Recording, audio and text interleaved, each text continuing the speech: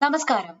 കേരള PSCയുടെ വിവിധ പരീക്ഷകൾക്കായി തയ്യാറെടുക്കുന്ന ഏവർക്കും ഇംഗ്ലീഷ് ഗ്രാമർ എങ്ങനെയെങ്കിലും പഠിച്ചെടുക്കണമെന്ന് ആഗ്രഹിക്കുന്ന എല്ലാവർക്കും അൺഅക്കാഡമിയുടെ ലെറ്റ്സ് ക്രാക്ക് കേരള എക്സാംസിലേക്ക് സ്വാഗതം. ഞാൻ ലിൻഡു അൽഫോൻസ് ജോയി. കഴിഞ്ഞ 4 വർഷക്കാലമായി mass communication and English grammar അധ്യാപികയും ഇന്റർപേഴ്സണൽ ആൻഡ് കമ്മ്യൂണിക്കേഷൻ സ്കിൽസ് ട്രെയിനറുമാണ്.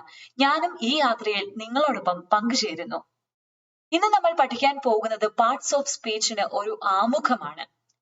പക്ഷെ അതിനു മുൻപ് അൺഅക്കാഡമി പ്ലാറ്റ്ഫോമിലൂടെ ഒരു വിദ്യാർത്ഥിക്ക്, ഒരു ഉദ്യോഗാർത്ഥിക്ക് എപ്രകാരം കേരള PSC എക്സാംസ് ക്രാക്ക് ചെയ്യാമെന്നാണ് നമ്മൾ നോക്കുന്നത്. അതായത് ഫിസിക്കൽ ക്ലാസ് റൂമിൽ ഒരു വിദ്യാർത്ഥി അല്ലെങ്കിൽ ഒരു ഉദ്യോഗാർത്ഥി പ്രിപ്പറേഷന് തയ്യാറെടുക്കുന്ന സമയത്ത് തന്റെ അധ്യാപകരുമായി ഇന്ററാക്ട് ചെയ്യുന്നു, ആശയവിനിമയം നടത്തുന്നു, ഒപ്പം സംശയ നിവാരണത്തിനും അയാൾക്ക് അവിടെ സാധ്യതകളുണ്ട്. അതേ ഒരു അറ്റ്മോസ്ഫിയർ ആണ് ഓൺലൈൻ പ്ലാറ്റ്ഫോമായ അതായത് ഇന്ത്യയിലെ ലാർജസ്റ്റ് ഓൺലൈൻ എഡ്യൂക്കേഷൻ പ്ലാറ്റ്ഫോമായ അൺഅക്കാഡമിയും അപ്രകാരം ഒരു പ്ലാറ്റ്ഫോമാണ് വിദ്യാർത്ഥികൾക്കായി ഒരുക്കിയിരിക്കുന്നത്. ഒരു വിദ്യാർത്ഥിക്ക് ലൈവായി തന്റെ എഡ്യൂക്കേറ്ററുമായി സംസാരിക്കുവാനും ഒപ്പം ആശയവിനിമയത്തിനും സംശയ നിവാരണത്തിനും സാധിക്കും. ഒപ്പം ക്വിസുകളിലും ടെസ്റ്റുകളിലും ലൈവായി പങ്കെടുത്ത് തന്റെ പ്രിപ്പറേഷൻ എപ്രകാരമാണ് പോകുന്നത്, എവിടെയൊക്കെയാണ് കൂടുതൽ സ്ട്രെസ് കൊടുക്കേണ്ടത് അല്ലെങ്കിൽ പ്രാധാന്യം കൊടുത്ത് പ്രിപ്പറേഷൻ കൂടുതൽ മികവുറ്റതാക്കേണ്ടത് എന്ന് ഒരു ഉദ്യോഗാർത്ഥിക്ക് അല്ലെങ്കിൽ ഒരു വിദ്യാർത്ഥിക്ക് മനസ്സിലാക്കാൻ സാധിക്കും എന്നുള്ളതാണ് മറ്റൊരു പ്രത്യേകത. പിന്നെയുള്ളത് സ്ട്രക്ചേർഡ് കോഴ്സുകളാണ് അൺഅക്കാഡമി ഒരുക്കിയിരിക്കുന്നത്. അതായത് ഓരോ എക്സാമിനും, ഫോർ എക്സാമ്പിൾ LDCയുടെ പരീക്ഷയ്ക്കാണ് ക്ലാസ്സുകൾ നടക്കുന്നത് എങ്കിൽ അതിന്റെ സിലബസ് കംപ്ലീറ്റ് ആയി അനലൈസ് ചെയ്ത് ആ സിലബസിനെ ബേസ് ചെയ്തിട്ടുള്ള സ്ട്രക്ചേർഡ് ആയിട്ടുള്ള കോഴ്സുകൾ ആയിരിക്കും അൺഅക്കാഡമി ഓഫർ ചെയ്യുന്നത്. അതുകൊണ്ട് ഒരു ടോപ്പിക് പോലും ഒരു വിദ്യാർത്ഥിക്കും നഷ്ടപ്പെട്ടു പോവുകയില്ല. എല്ലാം സിസ്റ്റമാറ്റിക് ആയി പഠിക്കുവാനുള്ള ഒരു അവസരം അൺഅക്കാഡമി വിദ്യാർത്ഥികൾക്കായി ഒരുക്കുന്നു എന്നതും മറന്നു പോകരുത്. മറ്റൊരു കാര്യം അൺലിമിറ്റഡ് ആക്സസ് ആണ്.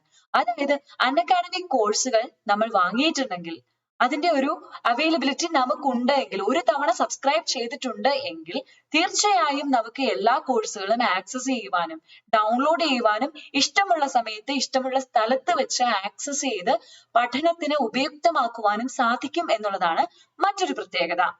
അൺഅക്കാഡമി പ്ലാറ്റ്ഫോമിലുള്ള മറ്റൊരു പ്രത്യേകത, നിരവധി എഡ്യൂക്കേറ്റേഴ്സ് ആണ് അൺഅക്കാഡമി പ്ലാറ്റ്ഫോമിൽ ഒരു ഉദ്യോഗാർത്ഥിയെ അല്ലെങ്കിൽ വിദ്യാർത്ഥിയെ സഹായിക്കുന്നത്. ഒരു വിദ്യാർത്ഥിക്ക് അയാൾക്ക് കംഫർട്ടബിൾ ആയിട്ടുള്ള ഒരു അധ്യാപകനെ അല്ലെങ്കിൽ ഒരു എഡ്യൂക്കേറ്ററെ ചൂസ് ചെയ്യാനുള്ള സാധ്യതകളും അൺഅക്കാഡമി ഒരുക്കുന്നു. ഒപ്പം ബാച്ചുകളായിട്ടുള്ള അൺഅക്കാഡമി കോഴ്സുകളുടെ പാക്കേജുകളുണ്ട്. അതായത് ഒരു എക്സാമിന് ഒരു ടീം ഓഫ് ടീച്ചേഴ്സിനെ നമുക്ക് ലഭിക്കുകയാണ്. ഇവിടെ ആ ടീച്ചേഴ്സിന്റെ നേതൃത്വത്തിലുള്ള ക്ലാസ്സുകളിലൂടെ എക്സാമിന് പ്രിപ്പയർ ചെയ്ത് നല്ല രീതിയിൽ പഠിക്കുവാനും പ്രിപ്പറേഷൻ മികവുറ്റതാക്കുവാനും ഓരോ വിദ്യാർത്ഥിക്കും സാധിക്കും എന്നുള്ളതാണ് മറ്റൊരു പ്രത്യേകത. അതായത് ഈ ടീമിൽ എല്ലാ അധ്യാപകരും മികവുറ്റവരും പ്രഗത്ഭരുമായിരിക്കും എന്നുള്ളത് മറ്റൊരു വാസ്തവം. ഇനി നോക്കാം, അൺഅക്കാഡമി ക്ലാസ്സുകൾ സിലബസിനെ ബേസ് ചെയ്തിട്ടുള്ള പ്രിപ്പറേഷന് വേണ്ടി കുട്ടികളെ ഒരുക്കുന്നു അല്ലെങ്കിൽ വിദ്യാർത്ഥികളെ ഒരുക്കുന്നു എന്നുള്ളതാണ് അൺഅക്കാഡമി ക്ലാസ്സുകളുടെ മറ്റൊരു പ്രത്യേകത.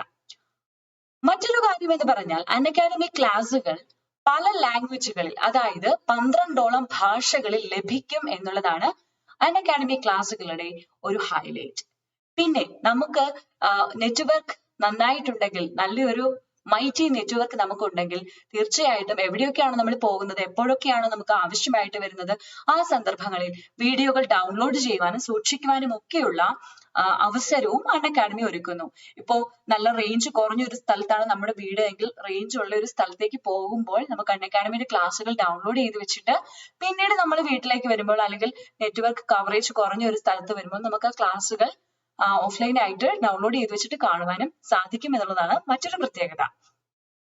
പിന്നെ ഓർക്കേണ്ട ഒരു കാര്യം, നമ്മുടെ എഡ്യൂക്കേറ്ററുമായിട്ട് നമുക്ക് ഇന്ററാക്ട് ചെയ്യാനായിട്ട് സാധിക്കും. അതായത് അൺഅക്കാഡമി പ്ലാറ്റ്ഫോമിലെ എഡ്യൂക്കേറ്റേഴ്സ് എപ്പോഴും സ്വന്തം സ്റ്റുഡൻസുമായിട്ട് സംവദിക്കുവാനും അതേപോലെ സംശയ നിവാരണത്തിനും എപ്പോഴും സന്നദ്ധരാണ്. അവരുടെ സഹായം എപ്പോഴും ഉണ്ട് എന്നുള്ളതാണ് മറ്റൊരു പ്രത്യേകത. അതുപോലെ എന്തെങ്കിലും സംശയം ഓരോ വിദ്യാർത്ഥിക്കും ഉണ്ടെങ്കിൽ തീർച്ചയായിട്ടും ലൈവായിട്ട് തന്നെ അത് ചോദിക്കുവാനുള്ള അവസരം അൺഅക്കാഡമി ഒരുക്കുന്നുണ്ട്. ഇനി ഒരു കാര്യം അറിയേണ്ടത്, നമ്മൾ അൺഅക്കാഡമി കോഴ്സുകൾ സബ്സ്ക്രൈബ് ചെയ്യുമ്പോൾ സാധാരണഗതിയിൽ 12 മാസം കൊണ്ട് ഞാൻ PSC ക്ലാസ്സുകൾ പഠിച്ച് ജോലിയിലെത്തും എന്നൊരു വിശ്വാസമാണ്, ആ രീതിയിലാണ് പ്രിപ്പറേഷൻ പോകുന്നതെങ്കിൽ 12 മാസത്തേന് 9350 രൂപയാണ് നമ്മുടെ പാക്കിന് ഉള്ളത്. പക്ഷേ ഈ Lintu-YT എന്ന കോഡ് ഉപയോഗിച്ചിട്ടാണ് നമ്മൾ ക്ലാസ്സുകൾ അവൈൽ ചെയ്യുന്നത് എങ്കിൽ 12 മാസത്തേക്ക് 10% ഡിസ്കൗണ്ട് കഴിഞ്ഞ് 8415 രൂപയായിരിക്കും പേ ചെയ്യേണ്ടി വരിക. എന്നാൽ 24 മാസം കൊണ്ടാണ് നമ്മുടെ ക്ലാസ്സുകൾ അല്ലെങ്കിൽ നമ്മുടെ പ്രിപ്പറേഷൻ നമ്മൾ ലക്ഷ്യം വെക്കുന്നത് എങ്കിൽ തീർച്ചയായിട്ടും 13,600 രൂപയാണ് ഓരോ സബ്സ്ക്രൈബറും നൽകേണ്ടി വരിക. എന്നാൽ Lintu-YT എന്ന കോഡ് ഉപയോഗിച്ചിട്ടാണ് നമ്മൾ സബ്സ്ക്രൈബ് ചെയ്യുന്നത് എങ്കിൽ 12 മാസത്തിനല്ല 24 മാസത്തേക്ക് 12,240 രൂപയാണ് ഡിസ്കൗണ്ടിന് ശേഷം ഓരോ സബ്സ്ക്രൈബറും പേ ചെയ്യേണ്ടി വരിക. അപ്പൊ ഇത് ഓർത്തിരിക്കേണ്ടതാണ്. ഇനി പാർട്സ് ഓഫ് സ്പീച്ചിന്റെ ഇൻട്രൊഡക്ടറി സെക്ഷനിലേക്ക് നമ്മൾ പോവുകയാണ്. So let's crack Kerala PSC exams വിത്ത് അൺഅക്കാഡമി. അപ്പൊ ആരംഭിക്കാം അല്ലെ. പാർട്സ് ഓഫ് സ്പീച്ച് ഏറ്റവും പ്രധാനപ്പെട്ട ഒരു ബേസ് ആയിട്ടുള്ള ഒരു സബ്ജക്റ്റ് ആണ് പാർട്സ് ഓഫ് സ്പീച്ച്. ഇവിടെ വാട്ട് ആർ ദേ നമ്മൾ ആദ്യം ചിന്തിക്കും അല്ലെ. എന്താണ് പാർട്സ് ഓഫ് സ്പീച്ച് നമ്മൾ ആദ്യം ചിന്തിക്കും. ഇവിടെ ഞാൻ എഴുതിയിട്ടുണ്ട്, you just consider English language as A mother. Okay, ഇവിടെ ഇംഗ്ലീഷ് ഭാഷയെ ഒരു അമ്മയായിട്ട് കാണാനായിട്ട് പറഞ്ഞിട്ടുണ്ട്. മറക്കരുത്, നമ്മൾ ഇംഗ്ലീഷ് ഭാഷയെ ഒരു അമ്മയായിട്ട് കാണാനായിട്ട് പോവുകയാണ്. ഇനി ഈ അമ്മയ്ക്ക് ഒരു മനോഹരമായ കൊട്ടാരം സ്വന്തമായിട്ടുണ്ട്. ഇതാണ് ആ കൊട്ടാരം കേട്ടോ. നല്ല പെയിന്റ് ഒക്കെ അടിച്ചിട്ടുണ്ട്, നല്ല ഭംഗിയായിട്ടുള്ള ഒരു കൊട്ടാരം. അപ്പോ ഇംഗ്ലീഷ് ഭാഷ എന്ന അമ്മയ്ക്ക് മനോഹരമായിട്ടുള്ള ഒരു കൊട്ടാരമുണ്ട്. ആ കൊട്ടാരത്തിന്റെ പേരാണിതാ, എന്താണ്? Parts of speech. മറക്കില്ല എന്ന് കരുതുന്നു. അപ്പോ ഈ അമ്മയ്ക്ക് 8 മക്കളാണുള്ളത്. അതിൽ ഏറ്റവും മൂത്തവനാണ് നൗൺ, രണ്ടാമത്തെ കുട്ടിയാണ് അഡ്ജക്റ്റീവ്, മൂന്നാമത്തെ കുട്ടിയാണ് പ്രൊനൗൺ. ഇവര് 3 പേരും 1, 2, 3 നിലകളിലായിട്ടാണ് താമസിക്കുന്നത്. ഓക്കെ, അപ്പൊ നമ്മളിപ്പോ വരെയുള്ള കഥ ഒന്ന് ഓർത്തിരുന്നേ. ഇംഗ്ലീഷ് ലാംഗ്വേജിനെ നമ്മൾ അമ്മയായിട്ട് കണ്ടു. അമ്മയ്ക്ക് മനോഹരമായിട്ടൊരു കൊട്ടാരമുണ്ട്. ആ കൊട്ടാരത്തിന് നമ്മൾ കൊടുത്തൊരു പേരാണ്, നമ്മൾ കൊടുത്തല്ല അമ്മ ഇട്ടിരിക്കുന്ന ഒരു പേരാണ് പാർട്സ് ഓഫ് സ്പീച്ച്. ആ കൊട്ടാരത്തിന്റെ 1ാമത്തെ നിലയിൽ, ഗ്രൗണ്ട് ഫ്ലോറിൽ അമ്മയാണ് താമസിക്കുന്നത് കേട്ടോ. ഇതാ 1ാമത്തെ നിലയിൽ താമസിക്കുന്ന വ്യക്തിയാണ് നൗൺ. 2ാമത്തെ നിലയിൽ താമസിക്കുന്ന വ്യക്തിയാണ് അഡ്ജക്റ്റീവ്, മക്കളാണേ. 3ാമത്തെ വ്യക്തിയാണ് നമ്മുടെ പ്രൊനൗൺ. ഓക്കെ, അപ്പൊ 3 നിലകളിൽ താമസിക്കുന്ന ആളുകളെ നമുക്ക് മനസ്സിലായി. ഇനിയുള്ളത് 4ാമത്തെ നിലയിൽ താമസിക്കുന്ന ആള്. 4ാമത്തെ നിലയിൽ താമസിക്കുന്നത് ആരാണ്? വെർബ്. 5ാമത്തെ നിലയിൽ അഡ്വർബ്. അടുത്തത് പ്രിപ്പോസിഷൻ 6ാമത്തെ നിലയിൽ. 7ാമത്തെ നിലയിൽ കൺജങ്ഷൻ. 8ാമത്തെ നിലയിൽ ഏറ്റവും മുകളിൽ താമസിക്കുന്ന ആളാണ് ആര്? ഇന്റർജെക്ഷൻ. ഓക്കെ, ഇവനാണ് ഏറ്റവും ഇളയ കുട്ടി. അതുകൊണ്ട് ഇവൻ എങ്ങും ഇറങ്ങി പോവാതിരിക്കാനാണ് ഏറ്റവും മുകളിൽ നമ്മൾ താമസിപ്പിച്ചിരിക്കുന്നത്. അപ്പോ പിടികിട്ടിയോ? നമ്മുടെ ഇംഗ്ലീഷ് ഭാഷയെ നമ്മൾ ഒരു അമ്മയായിട്ട് കരുതി. ഇംഗ്ലീഷ് ഭാഷയ്ക്ക്, ഈ അമ്മയ്ക്ക് ഒരു വലിയ കൊട്ടാരമുണ്ട്. അവരൊരു വലിയ കൊട്ടാരത്തിന്റെ ഉടമസ്ഥയാണ്. ആ കൊട്ടാരം കണ്ടില്ലേ, നല്ല മനോഹരമായിട്ടുള്ള ഒരു കൊട്ടാരം. ആ കൊട്ടാരത്തിന്റെ പേരാണ് പാർട്സ് ഓഫ് സ്പീച്ച്. അതിലെ 1ാമത്തെ നിലയിൽ അമ്മയുടെ മൂത്ത മകനായ നൗൺ, 2ാമത്തെ നിലയിൽ മൂത്ത മകളായിട്ടൊരു മകളേ ഉള്ളൂ, അഡ്ജക്റ്റീവേ ഉള്ളൂ. 2ാമത്തെ കുട്ടി അഡ്ജക്റ്റീവ്. 3ാമത്തെ കുട്ടി 3ാമത്തെ നിലയിലാണ് താമസിക്കുന്നത്, അയാളുടെ പേരാണ് പ്രൊനൗൺ. 4ാമത്തെ കുട്ടി വെർബ്, അയാൾ 4ാമത്തെ നിലയില്. 5ാമത്തെ കുട്ടി അഡ്വർബ്, അത് 5ാമത്തെ നിലയില്. അങ്ങനെ ഓരോരുത്തരുടെയും ആ ഒരു എളുപ്പം മൂപ്പം ഒക്കെ, മൂത്ത കുട്ടിയാണെങ്കിൽ മുമ്പില്, അങ്ങനെയാണ് അവർ താമസിക്കുന്നത്. അങ്ങനെ 8 നിലകളിലുമായിട്ട് അവരിങ്ങനെ താമസിച്ചു വരികയാണ് അല്ലെ. അപ്പൊ മനസ്സില് കണ്ണടച്ചു പിടിച്ചിട്ട് ഈ അമ്മ ആരാണ്, അമ്മയുടെ കൊട്ടാരത്തിന്റെ പേരെന്താണ്, അമ്മയ്ക്ക് എത്ര മക്കളാണ്, അവരെല്ലാവരും ഏതൊക്കെ നിലകളിലാണ് താമസിക്കുന്നത് എന്ന് നല്ലൊരു ചിത്രം വരച്ചു എന്ന് കരുതുന്നു അല്ലെ. അമ്മയുടെ പേര് ഇംഗ്ലീഷ്, അമ്മയുടെ കൊട്ടാരത്തിന്റെ ഒരു പാർട്സ് ഓഫ് സ്പീച്ച്, അതേപോലെ ഒന്നാമത്തെ മകന്റെ പേര് noun, രണ്ടാമത്തെ മകന്റെ പേര് മകളുടെ പേര് adjective, മൂന്നാമത്തെ മകന്റെ പേര് pronoun, നാലാമത്തെ മകന്റെ പേര് verb, അഞ്ചാമത്തെ മകന്റെ പേര് മകളാണ് കേട്ടോ, അഞ്ചാമത്തെ മകളാണ്, മകളുടെ പേര് adverb, ആറാമത്തെ മകന്റെ പേര് preposition, ഏഴാമത്തെ മകന്റെ പേര് conjunction, എട്ടാമത്തെ മകന്റെ പേര് interjection. അങ്ങനെ 8 കുട്ടികളും അവർ താമസിക്കുന്ന ഏതൊക്കെ ഫ്ലോറുകളിലാണെന്നും മനസ്സിലായി എന്ന് കരുതുന്നു. മനസ്സിൽ നല്ലൊരു ചിത്രം വരച്ചിടുക. ഓക്കെ, ഇനി നമുക്ക് മൂത്ത മകനായ നൗണിനെ പറ്റി ഒന്ന് മനസ്സിലാക്കാം. അവൻ ആരാണ്, അവൻ എങ്ങനെയൊക്കെയാണ് എന്ന് നമുക്കൊന്ന് പിടികിട്ടണം അല്ലെ. നോക്കുക, നൗൺ എന്ന് പറഞ്ഞാൽ നാമം, മലയാളത്തിൽ പറഞ്ഞാല് നാമം എന്നാണ്. നാമം എന്ന് പറയുമ്പോൾ എല്ലാവരും അവനവനെ തന്നെ ഒന്ന് സങ്കല്പിക്കുക. ഇവിടെ എന്റെ പേര്, ഞാൻ എന്റെ എന്ന് പറയുമ്പോൾ നിങ്ങൾ നിങ്ങളുടെ പേര് മനസ്സിൽ കരുതണം കേട്ടോ. എന്റെ പേര്, അതായത് പീപ്പിൾ അല്ലെ. ഞാൻ എവിടെയാണോ താമസിക്കുന്നത് ആ സ്ഥലത്തിന്റെ പേര്, ഞാൻ ഈ ഇടയ്ക്ക് വായിച്ച ഒരു ബുക്കിന്റെ പേര്, അതേപോലെ ഞാൻ കണ്ടിട്ടുള്ള ഒരു വലിയ മലയുടെ അല്ലെ ഒരു കുന്നിന്റെ പേര്, പിന്നെ എന്റെ കയ്യിലിരിക്കുന്ന പേനയാണോ അതോ ബുക്കാണോ, എന്ത് തിങ് ആണ്, എന്ത് വസ്തുവാണ് എന്റെ കയ്യിലുള്ളത് അതിന്റെ പേര്. ഇനി മറ്റൊരു കാര്യം കൂടി ഓർക്കണം, ഞാൻ സ്റ്റുഡന്റ് ആണെങ്കിൽ എന്റെ ഗ്രൂപ്പ് എന്താണ്, ആ ഗ്രൂപ്പിന് സ്റ്റുഡൻസ് എന്ന ഗ്രൂപ്പിന് എന്താണ്, ഒരു സ്റ്റുഡൻസ് അല്ലെ, എല്ലാവരും ഒരു കൂട്ടമാണ്, ഇതെന്താണ്, നൗൺ ആണ്. ഇനി ടീച്ചേഴ്സ്, ഇതെന്താണ്, നൗൺ ആണ്. അതേപോലെ നേവി,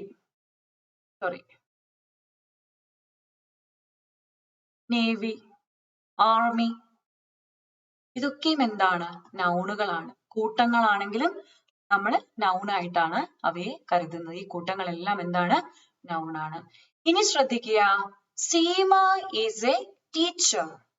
ഞാൻ ഇവിടെ അണ്ടർലൈൻ ചെയ്തും അതുപോലെ ബോൾഡ് ആക്കിയും നിറം മാറ്റിയും കൊടുത്തിരിക്കുന്ന ഈ വാക്കുകളാണ് നമ്മുടെ നൗണുകൾ. സീമ ഒരു പേരാണ്, ഒരാളുടെ പേരാണ്. ഒരു ടീച്ചർ ആണെന്ന് പറഞ്ഞു, ആ പ്രൊഫഷൻ ആണ്, പ്രൊഫഷന്റെ പേരെന്താണ്, ടീച്ചർ എന്നാണ്. പ്രൊഫഷണൽ ആയിട്ടുള്ള ആളുകളെ ടീച്ചർ എന്നാണ് വിളിക്കുന്നത്. സോ അത് നൗൺ ആണ് അല്ലെ. ജെയിംസ് എന്ന പേരാണ്. ജെയിംസ് എന്ത് എഴുതുന്നു, ഒരു വസ്തുവാണ് അല്ലെ. ആ വസ്തു ബുക്കാണ്, അപ്പൊ ബുക്കും ഒരു നൗൺ ആണ്. ഇനി ഐ റീഡ് ദ ബൈബിൾ, ഞാൻ ബൈബിൾ ആണ് വായിക്കുന്നത്, ബൈബിൾ ഒരു ബുക്കാണ് അല്ലെ. അപ്പൊ നൗണായി. ഐ ഇവിടെ നൗൺ അല്ല, അതിന് കാരണം I first person singular noun ആണ്. ഓക്കെ, അത് നമ്മൾ പിന്നീട് പഠിക്കും. ജോൺ വിസിറ്റ്സ് ഡൽഹി, ഡൽഹി ഒരു സ്ഥലമാണ്. ജോൺ ഒരാളുടെ പേരാണ്. അപ്പൊ ഒരാളുടെ പേര്, ഒരു സ്ഥലത്തിന്റെ പേര്, ഒരു ബുക്കിന്റെ പേര്, അതുപോലെ ഒരു പ്രൊഫഷന്റെ പേര് അല്ലെങ്കിൽ ഒരു വ്യക്തിയുടെ പേര്, ഒരു സാധനത്തിന്റെ, ഒരു വസ്തുവിന്റെ പേര്, ഇതെല്ലാം. എന്റെ കയ്യിലിരിക്കുന്ന ഒരു പേനയാണെങ്കിൽ ഐ യൂസ് എ പെൻ, ഈ പെൻ എന്താണ്, നൗൺ ആണ്.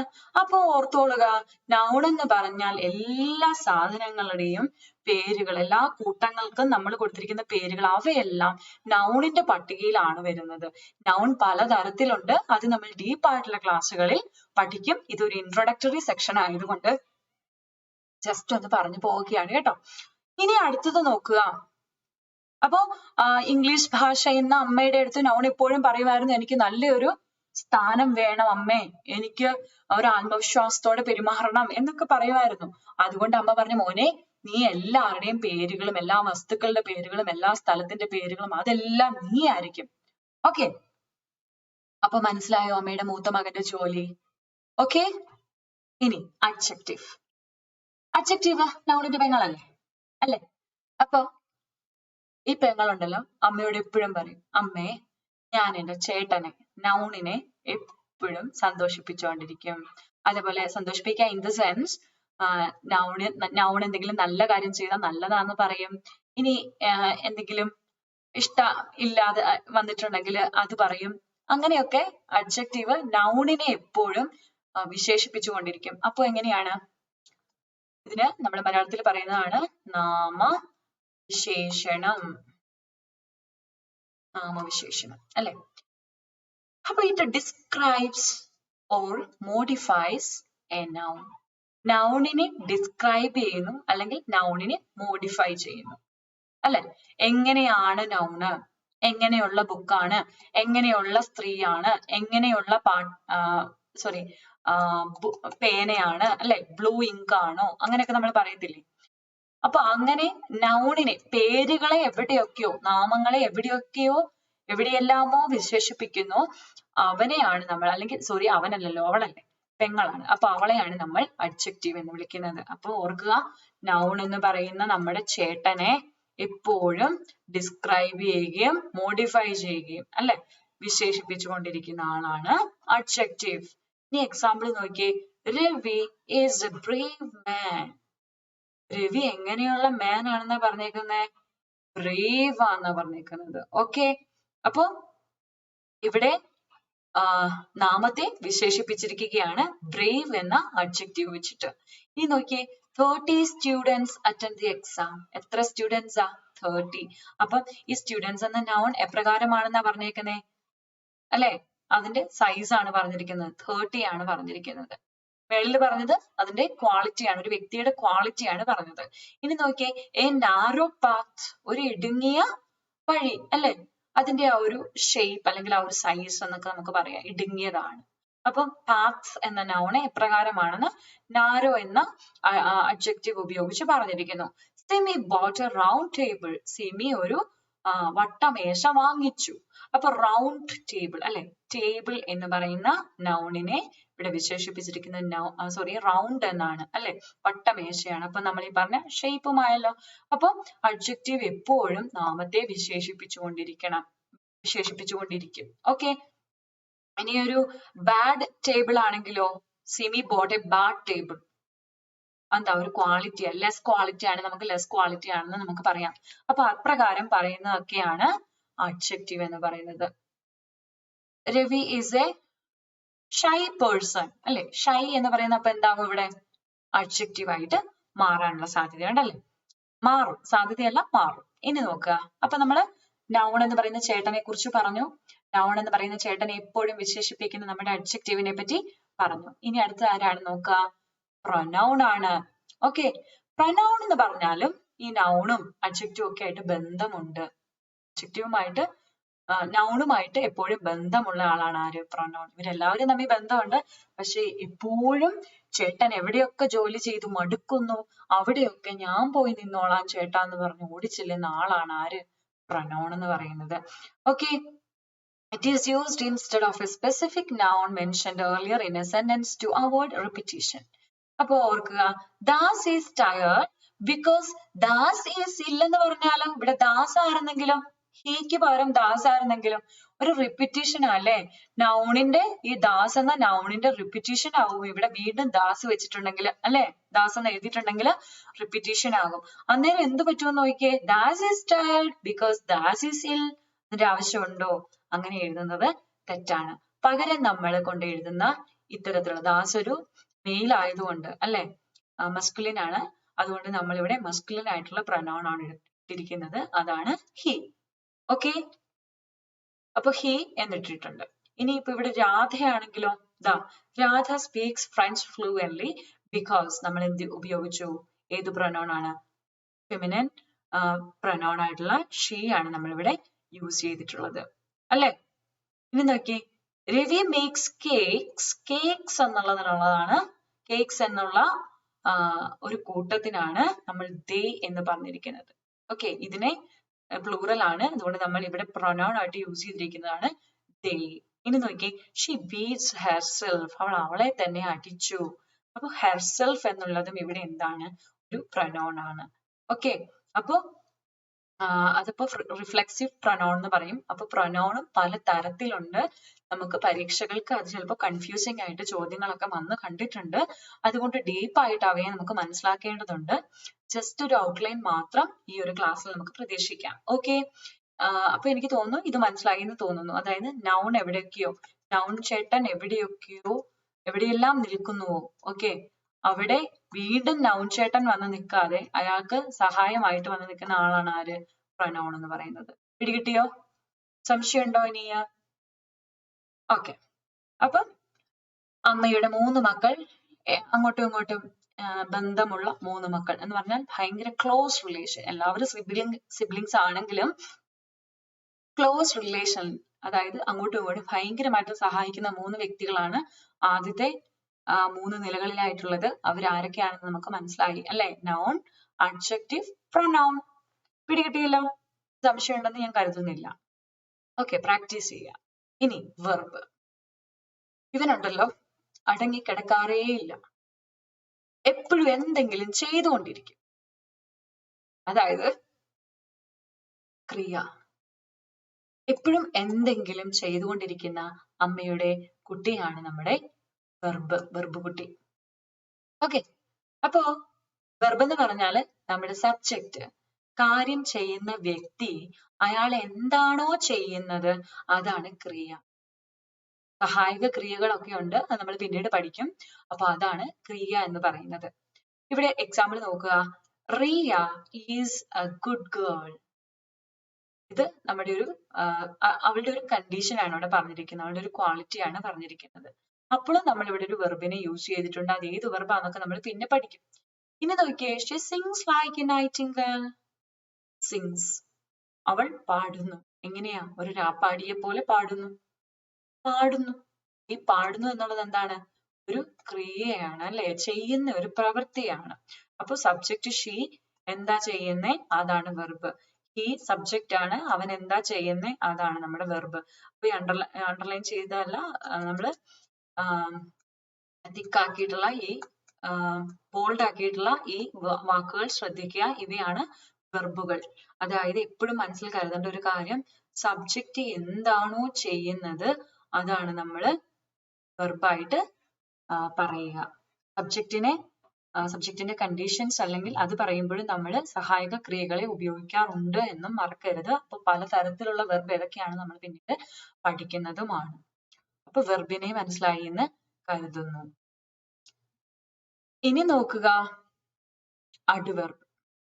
ഓക്കെ, അഡ്വർബ് എന്ന് പറഞ്ഞാൽ നേരത്തെ നമ്മൾ നൗണിന് അഡ്ജക്റ്റീവ് പറഞ്ഞതുപോലെ, അതായത് നൗൺ ചേട്ടന്റെ പെങ്ങളുകുട്ടിയായിട്ടിരുന്ന് നൗൺ ചേട്ടനെ എപ്പോഴും വിശേഷിപ്പിക്കുകയും ഡിസ്ക്രൈബ് ചെയ്യുകയും ഒക്കെ ചെയ്യുന്നത് പോലെ വെർബ് ചേട്ടന് ഇവിടെ ഒരു വെർബ് ചേട്ടനോട് ഏറ്റവും സ്നേഹമുള്ള ഒരു പെങ്ങളുകുട്ടിയുണ്ട്, അവളാണ് അഡ്വർബ്. ഓക്കെ, അതായത് ക്രിയാവിശേഷണം എന്ന് മലയാളത്തിൽ പറയും. ക്രിയാവിശേഷണം. ഓക്കെ, ക്രിയാവിശേഷണം എന്ന് പറഞ്ഞാൽ എന്താണ്? A word that modifies verb. ഒരു വാക്ക് വെർബിനെ മോഡിഫൈ ചെയ്താൽ അതാണ് എന്ത്? ക്രിയാവിശേഷണം. വെർബിനെ എപ്പോഴും മോഡിഫൈ ചെയ്തുകൊണ്ടിരിക്കും ആര്? അഡ്വർബ്. ഇനി നോക്കിയേ, രാഘവ് സിങ്സ് വെരി വെൽ. നമുക്കറിയാം അല്ലെ, ചെയ്യുന്ന പ്രവൃത്തി. രാഘവ് എന്ന് പറയുന്ന സബ്ജക്റ്റ് എന്ത് പ്രവൃത്തിയാണോ ചെയ്യുന്നത് ആ പ്രവൃത്തിയാണ് നമ്മൾ വെർബ് എന്ന് പറയുന്നത്. ആ പ്രവൃത്തി എങ്ങനെ ഉണ്ടായിരുന്നു, നന്നായിട്ടാണോ പോയത് എന്ന് കാണിക്കാനാണ് നമ്മൾ നമ്മുടെ അഡ്വർബിനെ ഉപയോഗിക്കുന്നത്. ഓക്കെ, മനസ്സിലാവുന്നുണ്ടോ? ഇനി നോക്കുക, I read the book thoroughly. ഇവിടെയാണ് നമ്മുടെ വെർബ് കിടക്കുന്നത് അല്ലെ? ഞാൻ ആ ബുക്ക് പൂർണ്ണമായിട്ടും നന്നായിട്ട് വായിക്കുന്നു എന്നാണ് പറഞ്ഞിരിക്കുന്നത്. അപ്പൊ എങ്ങനെ വായിക്കുന്നു എന്നാണ്? thoroughly. അപ്പൊ നിങ്ങൾ ശ്രദ്ധിച്ചോ, ഇലി എന്നൊക്കെ വന്നിരിക്കുന്നേ. അപ്പൊ ആ രീതിയിൽ എങ്ങനെ അഡ്വർബുകൾ എന്ന വേറൊരു ടൈപ്പ് ആണ് നമ്മൾ പിന്നീട് പഠിക്കും, ഓർത്തോളണം. He runs fast. റൺസ്, കണ്ടോ? ഇതല്ലേ നമ്മുടെ വെർബ്. റൺസ് എന്ന് പറയുന്നതാണ് നമ്മുടെ വെർബ്. അപ്പൊ എങ്ങനെ ഓടി? നല്ല ഫാസ്റ്റ് ആയിട്ട് അല്ലെ, നല്ല സ്പീഡിലാണ് ഓടിയത്.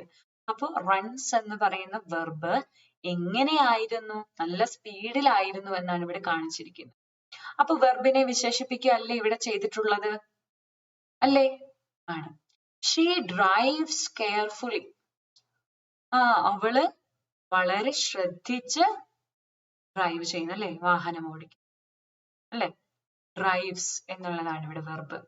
എങ്ങനെ ഡ്രൈവ് ചെയ്യുന്നു അല്ലെ, ഈ വെർബിനെ വിശേഷിപ്പിക്കുകയല്ലേ ചെയ്തത്. കെയർഫുള്ളി, വളരെ ശ്രദ്ധിച്ച് ഡ്രൈവ് ചെയ്യുന്നു. അതാണ് എന്ത്? അഡ്വർബ് എന്ന് പറയുന്നത്. ഓക്കെ, ഇത്രയും പിടികിട്ടിയോ? സംശയം എന്തെങ്കിലും? അപ്പൊ ഇത്രയും പേരെ ഒന്ന് ഓർത്തെടുത്തേ. അതായത് അമ്മ നമ്മുടെ ഇംഗ്ലീഷ് ഭാഷയാണ് അമ്മ. അമ്മയ്ക്ക് നല്ലൊരു കൊട്ടാരമുണ്ട്. ആ കൊട്ടാരത്തിന്റെ പേരാണ് പാർട്സ് ഓഫ് സ്പീച്ച്. നിങ്ങൾ അങ്ങനെ എഴുതിക്കോണം. പാർട്സ് ഓഫ് സ്പീച്ചില് അമ്മയ്ക്ക് എത്ര മക്കളുണ്ട്? ഒന്നാമത്തെ ആള് noun, രണ്ടാമത്തെ ആള് adjective, മൂന്നാമത്തെ ആള് എന്താണ്? pronoun, നാലാമത്തെ ആള് verb, അഞ്ചാമത്തെ ആള് adverb. ഇത്രയും പേരെ പറ്റി നമ്മൾ പഠിച്ചോ? നന്നായിട്ട് മനസ്സിലായി എന്ന് കരുതുന്നു. ഓക്കെ, ഇതിൽ സംശയം ഉണ്ടാവാൻ പാടില്ല. അപ്പൊ മനസ്സിലൊന്ന് ഓർത്തേ. ഞാൻ ഒന്നുകൂടി പറയാം. ഞാൻ പറയുമ്പോൾ നിങ്ങൾ മനസ്സിൽ ഈ കാര്യങ്ങളൊന്ന് ഓർക്കണം. അതായത് നമുക്കൊന്ന് കണ്ടിട്ട് വരാം. ഒരമ്മയുണ്ട്. അമ്മയുടെ പേരാണ് ഇംഗ്ലീഷ് ലാംഗ്വേജ്. അമ്മയ്ക്ക് അതിമനോഹരമായിട്ടുള്ള ഒരു കൊട്ടാരമുണ്ട്. ആ കൊട്ടാരത്തിന് ഇട്ടിരിക്കുന്ന പേരാണ് പാർട്സ് ഓഫ് സ്പീച്ച്. മറക്കരുത്. ഇനി ഈ കൊട്ടാരത്തിന്റെ ഏറ്റവും ഗ്രൗണ്ട് ഫ്ലോർ കഴിഞ്ഞിട്ടുള്ള ആദ്യത്തെ നിലയിൽ താമസിക്കുന്നതാണ് noun. nounനെ നമ്മൾ മലയാളത്തിൽ പറയുന്നത് നാമം എന്നാണ്. ഓക്കെ, എന്തിന്റെയെങ്കിലും ഒക്കെ പേര്. അപ്പൊ നിങ്ങൾ മനസ്സിൽ കണ്ണടച്ചിട്ട് ഓർക്കുക, ഞാൻ ഒരു noun ആണ്. എപ്പോഴാണ്? എന്റെ പേര് പറയുമ്പോൾ അല്ലെ, എന്റെ പേര് ഒരു noun ആണ്. ഞാൻ എവിടെയാണോ താമസിക്കുന്നത് ആ സ്ഥലത്തിന്റെ പേര് ഒരു noun ആണ്. എന്റെ കയ്യിലുള്ള പേന, ആ പേന എന്നുള്ള പേര് noun ആണ്. അതുപോലെ എന്റെ വീടിന്റെ തൊട്ടടുത്തുള്ള ഒരു കുന്ന്, അതിന്റെ പേര് എന്താണ്? ഒരു noun ആണ്. ഞാൻ വായിക്കുന്ന മനോഹരമായിട്ടുള്ള ഒരു പുസ്തകം, അഗ്നിച്ചിറകുകൾ അല്ലെ, മനോഹരമായിട്ടുള്ള ഒരു പുസ്തകമാണ്. അതും എന്താണ്? noun ആണ്. ഏത് പുസ്തകമാണോ നമ്മൾ വായിക്കുന്നത് അത് noun ആണ്. എന്റെ കയ്യിലുള്ള മൊബൈൽ ഫോൺ, അതിനെ ഞാൻ മൊബൈൽ ഫോൺ എന്ന് വിളിക്കുന്നു, അതും എന്താണ്? ഒരു noun ആണ്. അപ്പോൾ അറിയേണ്ട ഒരു കാര്യം, ആളുകളുടെ പേര്, വസ്തുക്കളുടെ പേര്, സ്ഥലത്തിന്റെ പേര്, അതുകൂടാതെ ചില നൗണുകളും കൂടിയുണ്ട്. നമ്മുടെ ചില ഗുണങ്ങളുണ്ടല്ലോ, ചിലപ്പോൾ നമുക്ക് വളരെ പൊളൈറ്റ് ആയിരിക്കും, കൈൻഡ് ആയിരിക്കും. അപ്പൊ അങ്ങനെയുള്ള ഗുണങ്ങളും നൗണിന്റെ പട്ടികയിൽ നമുക്ക് പെടുത്താൻ പറ്റും. ഓക്കെ, അതേപോലെ സ്വർണം, വെള്ളി, മെറ്റീരിയൽ ആയിട്ടുള്ള സാധനങ്ങൾ, അതും നൗണിന്റെ പട്ടികയിൽ പെടുന്നതാണ്. അപ്പൊ നൗൺ എന്താണെന്ന് ഒരു ധാരണ മനസ്സിലായല്ലോ. ഇപ്പൊ കണ്ണടച്ചു വെച്ചിരിക്കുകയാണെന്ന് ഞാൻ കരുതുന്നു. ഓക്കെ, അടുത്തത് രണ്ടാമത്തെ ആള് adjective. നൗണ് 1 എന്നിട്ടിരിക്കുന്നത് മനസ്സിൽ ഇപ്പൊ തന്നെ തറപ്പിച്ചു വെച്ച് പൊക്കോണം. നൗൺ ഒന്നാമത്തെ നിലയിൽ, adjective രണ്ടാമത്തെ നിലയിൽ. നേരത്തെ പറഞ്ഞതുപോലെ adjective നൗണിന്റെ പെങ്ങളാണ്. adjectiveന് ഭയങ്കര ഇഷ്ടമാണ് അവളുടെ ചേട്ടൻ നൗണിനെ. അതുകൊണ്ട് എപ്പോഴും ചേട്ടനെ ഡിസ്ക്രൈബ് ചെയ്തുകൊണ്ടേ നടക്കും അവള്. ചേട്ടൻ നല്ലതാണ്, ചേട്ടൻ നന്നായിട്ടുണ്ട്, ചേട്ടൻ അത് മോശമായി പോയി എന്നൊക്കെ പറയുന്ന ഒരു സ്വഭാവമാണ്. നൗണിനെ ഡിസ്ക്രൈബ് ചെയ്തുകൊണ്ട് എപ്പോഴും അവന്റെ പിന്നാലെ നടക്കുന്ന ഒരു അനിയത്തിയായിട്ട് adjectiveനെ കാണുക. മനസ്സിലായത് ഉറപ്പിക്കുക. ഓക്കെ, adjective അല്ലെ? intelligent boy, clever boy, short boy, tall boy അല്ലെ? nice woman, clever girl. Okay, അത്തരത്തിൽ adjective. ഇനി മൂന്നാമത്തെ ആളാണ് pronoun.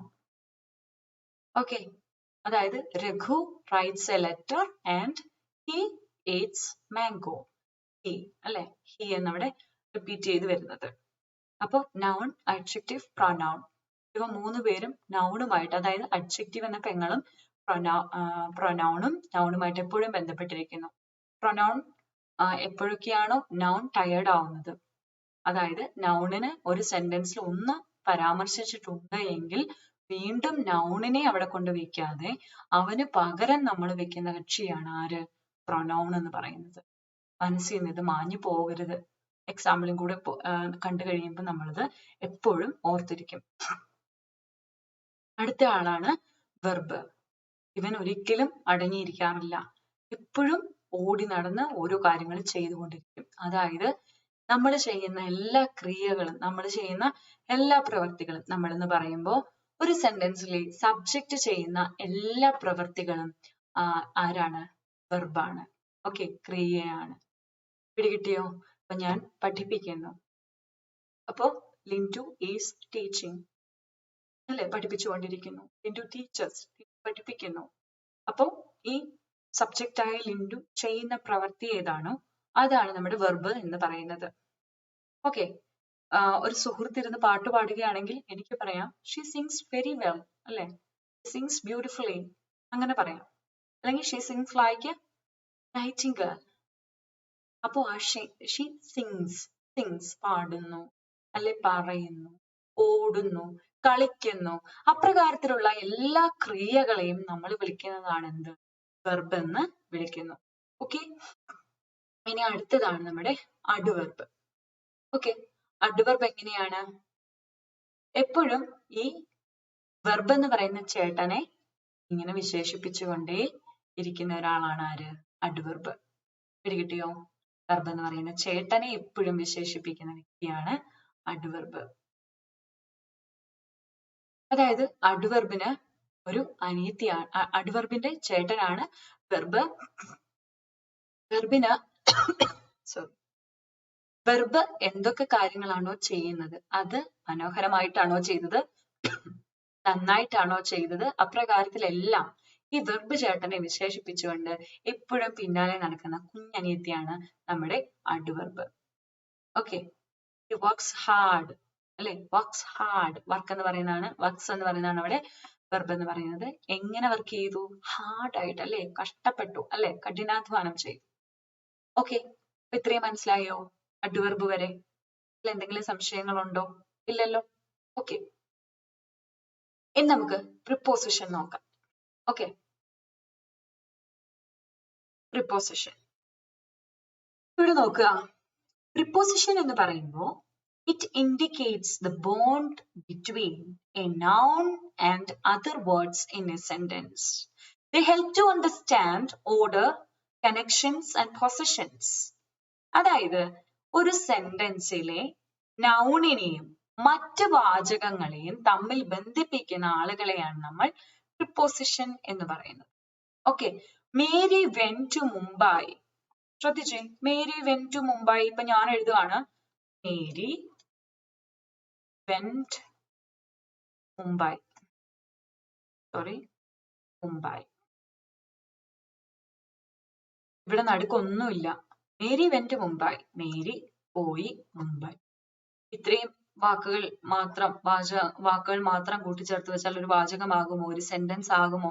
ഇവര് തമ്മിൽ എന്തെങ്കിലും ബന്ധമുണ്ടോ? ഇവർ അങ്ങോട്ട് തിരിഞ്ഞിരിക്കുന്നു, ഇവൻ അങ്ങോട്ട് തിരിഞ്ഞിരിക്കുന്നു, ഇങ്ങോട്ട് തിരിഞ്ഞിരിക്കുന്നു. ആരും തമ്മിൽ ഒരു ബന്ധവുമില്ല. മേരി എന്ന് പറയുന്ന നൗണോ വെർബോ മുംബൈ എന്ന് പറയുന്ന നൗണോ ഒന്നും തമ്മിൽ ബന്ധമില്ലാതെ മൂന്നുപേരും മൂന്നിടത്തോട്ട് തിരിഞ്ഞ് പിണങ്ങി നിൽക്കുകയാണ് ഇവിടെ. പക്ഷെ ഇവിടെ നമ്മുടെ പ്രിപ്പോസിഷനെ അമ്മ കൊണ്ട് വെച്ചു. ഓക്കെ, അപ്പൊ എന്തായി? Mary went to Mumbai, Mary മുംബൈക്ക് പോയി എന്നായി, ഒരു അർത്ഥമുണ്ടായി. ഇവരെല്ലാരും തമ്മിൽ ഒരു യൂണിറ്റി ഉണ്ടായി, ഇവരെല്ലാവരും തമ്മിൽ ഒരു ബന്ധമുണ്ടായി. ആ ബന്ധം ഇവിടെ സൃഷ്ടിച്ച കക്ഷിയാണ് ആര്? നമ്മുടെ പ്രിപ്പോസിഷൻ. ശ്രദ്ധിച്ചോ? ഇനി നോക്കിയേ, Basheer looked into the cave. Basheer looked into the cave. Basheer ആ ഗുഹയ്ക്കുള്ളിലേക്ക് നോക്കി. ആ ഉള്ളിലേക്ക് എന്ന് കാണിക്കാനാണ്. വീണ്ടും നോക്കിയേ, ബഷീർ ലുക്ഡ്, സ്പേസ് ഉണ്ടേ, മാറ്റി എഴുതുവാണ്. ബഷീർ ആണത്. Looked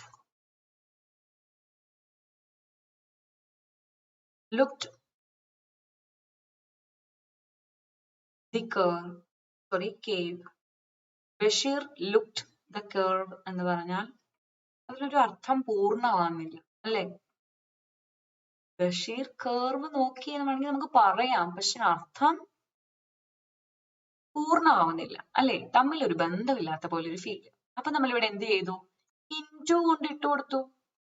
Basheer looked into the cave. Basheer കേവിനുള്ളിലേക്ക് നോക്കി എന്നായി. അപ്പൊ അർത്ഥം പൂർണ്ണമായില്ലേ? ഇനി നോക്കി, ദ മീറ്റിംഗ് ഈസ് 11:30. എന്തെങ്കിലും അർത്ഥമുണ്ടോ? മീറ്റിംഗ് എന്ന് പറയുന്ന നൗണും ഈ സഹായക ക്രിയ ഹെൽപ്പിംഗ് വെർബും ഈ ടൈമും തമ്മിൽ ഒരു ബന്ധവുമില്ല നിൽക്കുകയാണ് അല്ലേ? ഇപ്പോഴാണ് നമ്മുടെ പ്രിപ്പോസിഷൻ ഇവിടെ വെച്ചത്, അറ്റിനെ വെച്ചത്. The meeting is at 11:30. ഇപ്പൊ അർത്ഥം പൂർണ്ണമായി അല്ലെ? ഇനി നോക്കി, my mom has been scolding me since childhood. എന്റെ അമ്മ എന്നെ ചെറുപ്പം തൊട്ടേ വഴക്കു പറഞ്ഞുകൊണ്ടേയിരിക്കുന്നു. കുറേ നാളായി. എന്റെ കുട്ടിയായിരിക്കുമ്പോ തൊട്ടേ അല്ലെ, കുട്ടിക്കാലം മുതൽ അമ്മ ഇങ്ങനെ വഴക്ക് പറഞ്ഞുകൊണ്ടേയിരിക്കുന്നു. എന്നിട്ട് ഞാനത് ശീലം മാറ്റുന്നില്ല. അപ്പൊ അവിടെ സിൻസ് എന്ന് പറയുന്ന പ്രിപ്പോസിഷനെ നമ്മൾ കൊണ്ടുപോയി വെച്ചു അല്ലെ? അപ്പോഴല്ലേ അർത്ഥം പൂർണ്ണമായത്. My mom has been scolding me. Childhood എന്നായിരുന്നെങ്കിൽ അർത്ഥം പൂർണ്ണമാവില്ല. പക്ഷെ സിൻസ് എന്ന് പറയുന്ന പ്രിപ്പോസിഷനെ നമ്മൾ അവിടെ പ്ലേസ് ചെയ്തത് കൊണ്ട് അർത്ഥം പൂർണ്ണമായി. എപ്പോൾ തൊട്ട് എന്ന് കാണിക്കാനാണ് സിൻസ് നമ്മൾ ഉപയോഗിക്കുന്നത്. ഓക്കെ, മനസ്സിലായോ? ഇപ്പൊ പ്രിപ്പോസിഷൻ എന്താണ്? പ്രിപ്പോസിഷൻ ഒരു സെന്റൻസിലെ മറ്റ് കക്ഷികളും അല്ലെ, നൗണും മറ്റ് കക്ഷികളും മറ്റാളുകളുമായിട്ടുള്ള ബന്ധം ദൃഢമാക്കുന്ന അല്ലെങ്കിൽ അവരെ തമ്മിൽ ബന്ധിപ്പിക്കുന്ന ആളുകളാണ് ഇവിടെ പ്രിപ്പോസിഷൻസ്. സംശയം എന്തെങ്കിലും ഉണ്ടോ? ഉണ്ടെന്ന് കരുതുന്നില്ല. ഓക്കെ, ഉണ്ടാവരുതേ. അടുത്ത നോക്കാം. അടുത്ത ആളാണ് നമ്മുടെ conjunction. Okay, conjunction. It is used to join clauses, phrases and words to construct sentences. It builds a relationship among all in a sentence. ഒരു സെന്റൻസിലെ എല്ലാവരും തമ്മിലുള്ള ബന്ധം, അവരെല്ലാം തമ്മിൽ ബന്ധിപ്പിക്കുന്ന ആളുകളാണ് കൺജങ്ഷൻ. അതായത് ക്ലോസസ് അല്ലെങ്കിൽ ഫ്രേസസ്. ക്ലോസുകളും ഫ്രേസുകളും എന്തൊക്കെയാണ് നമുക്ക് ഡീറ്റെയിൽ ആയിട്ട് നമ്മൾ പോകും. അതൊക്കെ പരീക്ഷകൾക്ക് ഒരുപാട് ചോദിച്ചു കണ്ടിട്ടുണ്ട്. അതായത് ഒരു സെന്റൻസിലെ അർത്ഥമുള്ള വാചകങ്ങൾ അല്ലെ, അർത്ഥമുള്ള ഒരു കൂട്ടം വാചകങ്ങൾ, അതിൽ വെർബ് ആയിരിക്കും ഏറ്റവും ഇമ്പോർട്ടന്റ് ആയിട്ടുള്ളത്, അത് ക്ലോസുകളും. എന്നാൽ ചില വാചകങ്ങൾക്ക് അർത്ഥം പൂർണ്ണമാവില്ല, അവയാണ് ഫ്രേസുകൾ. ഓർത്തിരിക്കുക. അതായത് ചില വാചകങ്ങൾക്ക് അർത്ഥം പൂർണ്ണമായിരിക്കും, അവയ്ക്ക് ഇൻഡിപെൻഡന്റ് ആയിട്ടൊരു വെർബ് ഉണ്ടായിരിക്കും, ഒരു സബ്ജക്റ്റും പ്രെഡിക്കേറ്റും അതിനുണ്ടായിരിക്കും. അത് പറഞ്ഞപ്പോഴാണ് ഓർത്തത്. സബ്ജക്റ്റും പ്രെഡിക്കേറ്റും നിങ്ങളോട് പറയണമല്ലോ. സബ്ജക്റ്റും പ്രെഡിക്കേറ്റും. അതായത് ഒരു sentence, for example, Anu writes a book. ഇവിടെ ഇത് സബ്ജക്റ്റും ബാക്കിയുള്ള ഭാഗം പ്രെഡിക്കേറ്റുമാണ് എന്ന് ഓർക്കുക. ഒരു സെന്റൻസിനെ നമ്മൾ രണ്ടായി തിരിച്ചിരിക്കുന്നു. ഒന്നാമത്തെ പാർട്ട്, രണ്ടാമത്തെ പാർട്ട്. ഒന്നാമത്തെ പാർട്ടിൽ സബ്ജക്റ്റ് ഉണ്ടായിരിക്കും, രണ്ടാമത്തെ പാർട്ടിൽ ബാക്കിയുള്ള ഭാഗമാണ്. അതിൽ ഏറ്റവും ഇമ്പോർട്ടന്റ് ആയിട്ടുള്ള ആളെന്ന് പറയുന്നത് വെർബായിരിക്കും.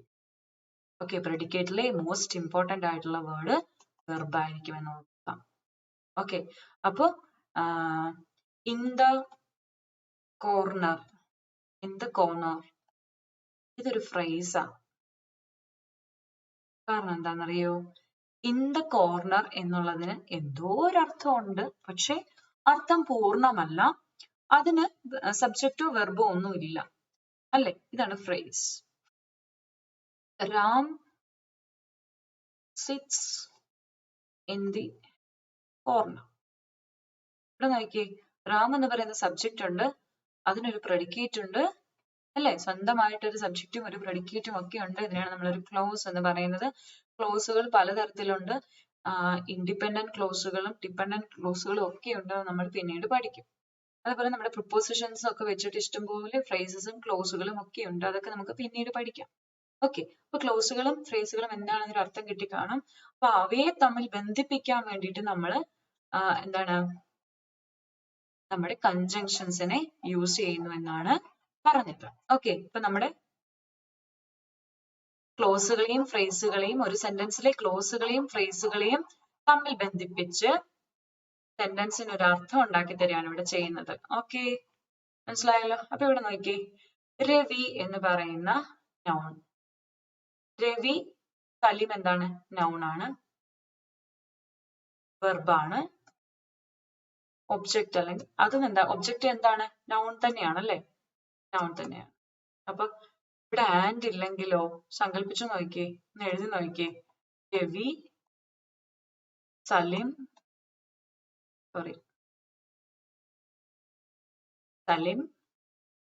are playing tennis. ഇവിടെ and ഇല്ല. and ഇല്ലാതെ ഇവ തമ്മിൽ എന്തെങ്കിലും ബന്ധമുണ്ടോ? ഇത്രയും ഭാഗത്തെ മാത്രം നോക്കിയാൽ സലിം ആർ പ്ലേയിങ് ടെന്നീസ് എന്ന് പറഞ്ഞാലും ഒരു ബന്ധവും ഇല്ല അല്ലെ? തെറ്റായത്. ആറ് വരില്ലല്ലോ.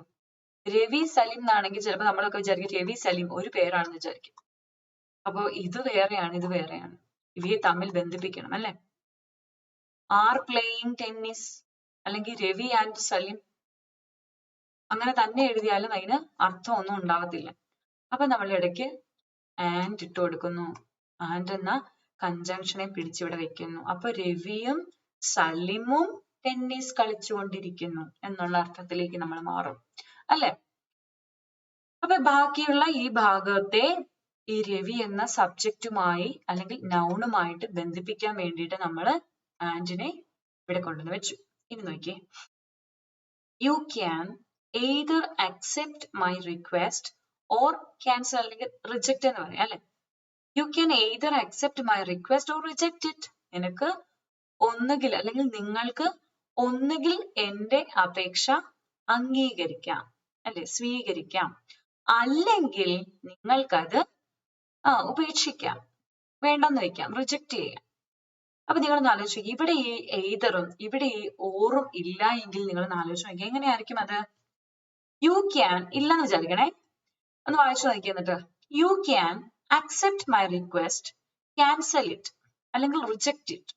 റിജക്റ്റ് എന്നും കൂടെ ഓർത്ത്, ആപ്റ്റ് ആയിട്ടുള്ള വേർഡ് റിജക്റ്റ് ആണേ. You can accept my request, reject it. എന്തെങ്കിലും അർത്ഥമുണ്ടോ? ഒരർത്ഥവും ഇല്ല. റിജക്റ്റ് ഇറ്റ് എന്നൊക്കെ പറഞ്ഞാൽ ചിലപ്പോൾ ഫ്രേസ് ആയിട്ട് നമുക്ക് യൂസ് ചെയ്യാൻ പറ്റും. You can accept my request എന്ന് പറയാം, അതിപ്പോ എന്താണ്, ഒരു ക്ലോസ് ആയിട്ട് പറയാം. പക്ഷെ ഇത് മൊത്തവും കൂടി ബന്ധിപ്പിക്കണമെങ്കിലോ, ഇതിനെ മുഴുവൻ ബന്ധിപ്പിക്കണമെങ്കിൽ നമ്മൾ കൺജങ്ഷനെ കൊണ്ട് വെച്ചേ മതിയാവുള്ളൂ. അപ്പൊ ഇവിടെ നമ്മൾ ഉപയോഗിക്കുന്ന ഒരു കൺജങ്ഷൻ ആണ് എയ്തർ ഓർ കൺസ്ട്രക്ഷൻ. ഓക്കെ, അതേപോലെ മറ്റൊരെണ്ണമാണ് നെയ്തർ നോർ. നിങ്ങൾക്ക് അറിയാമായിരിക്കുമല്ലോ. Ammu neither likes coffee nor drinks tea. Ammu കാപ്പി ഇഷ്ടപ്പെടുന്നുമില്ല, അതേപോലെ ചായ കുടിക്കുന്നുമില്ല. കാപ്പിയും ചായയും രണ്ടും ആൾക്ക് ഇഷ്ടമല്ല എന്നുള്ള അർത്ഥമാണ് ഇവിടെ വരുന്നത്. അപ്പൊ ഈ നെയ്തറും നോറും ഇവിടെ ഇട്ടില്ലെങ്കിൽ Ammu likes coffee drinks tea എന്നാകും. തമ്മിൽ ഒരു ബന്ധമില്ലാതെ പോകും. അപ്പൊ നമ്മൾ കൺജങ്ഷൻസിനെ ഇവിടെ കൊണ്ടുപോയി ഫിക്സ് ചെയ്യും. നെയ്തറും നോറും ഒക്കെ നമ്മൾ വെക്കും.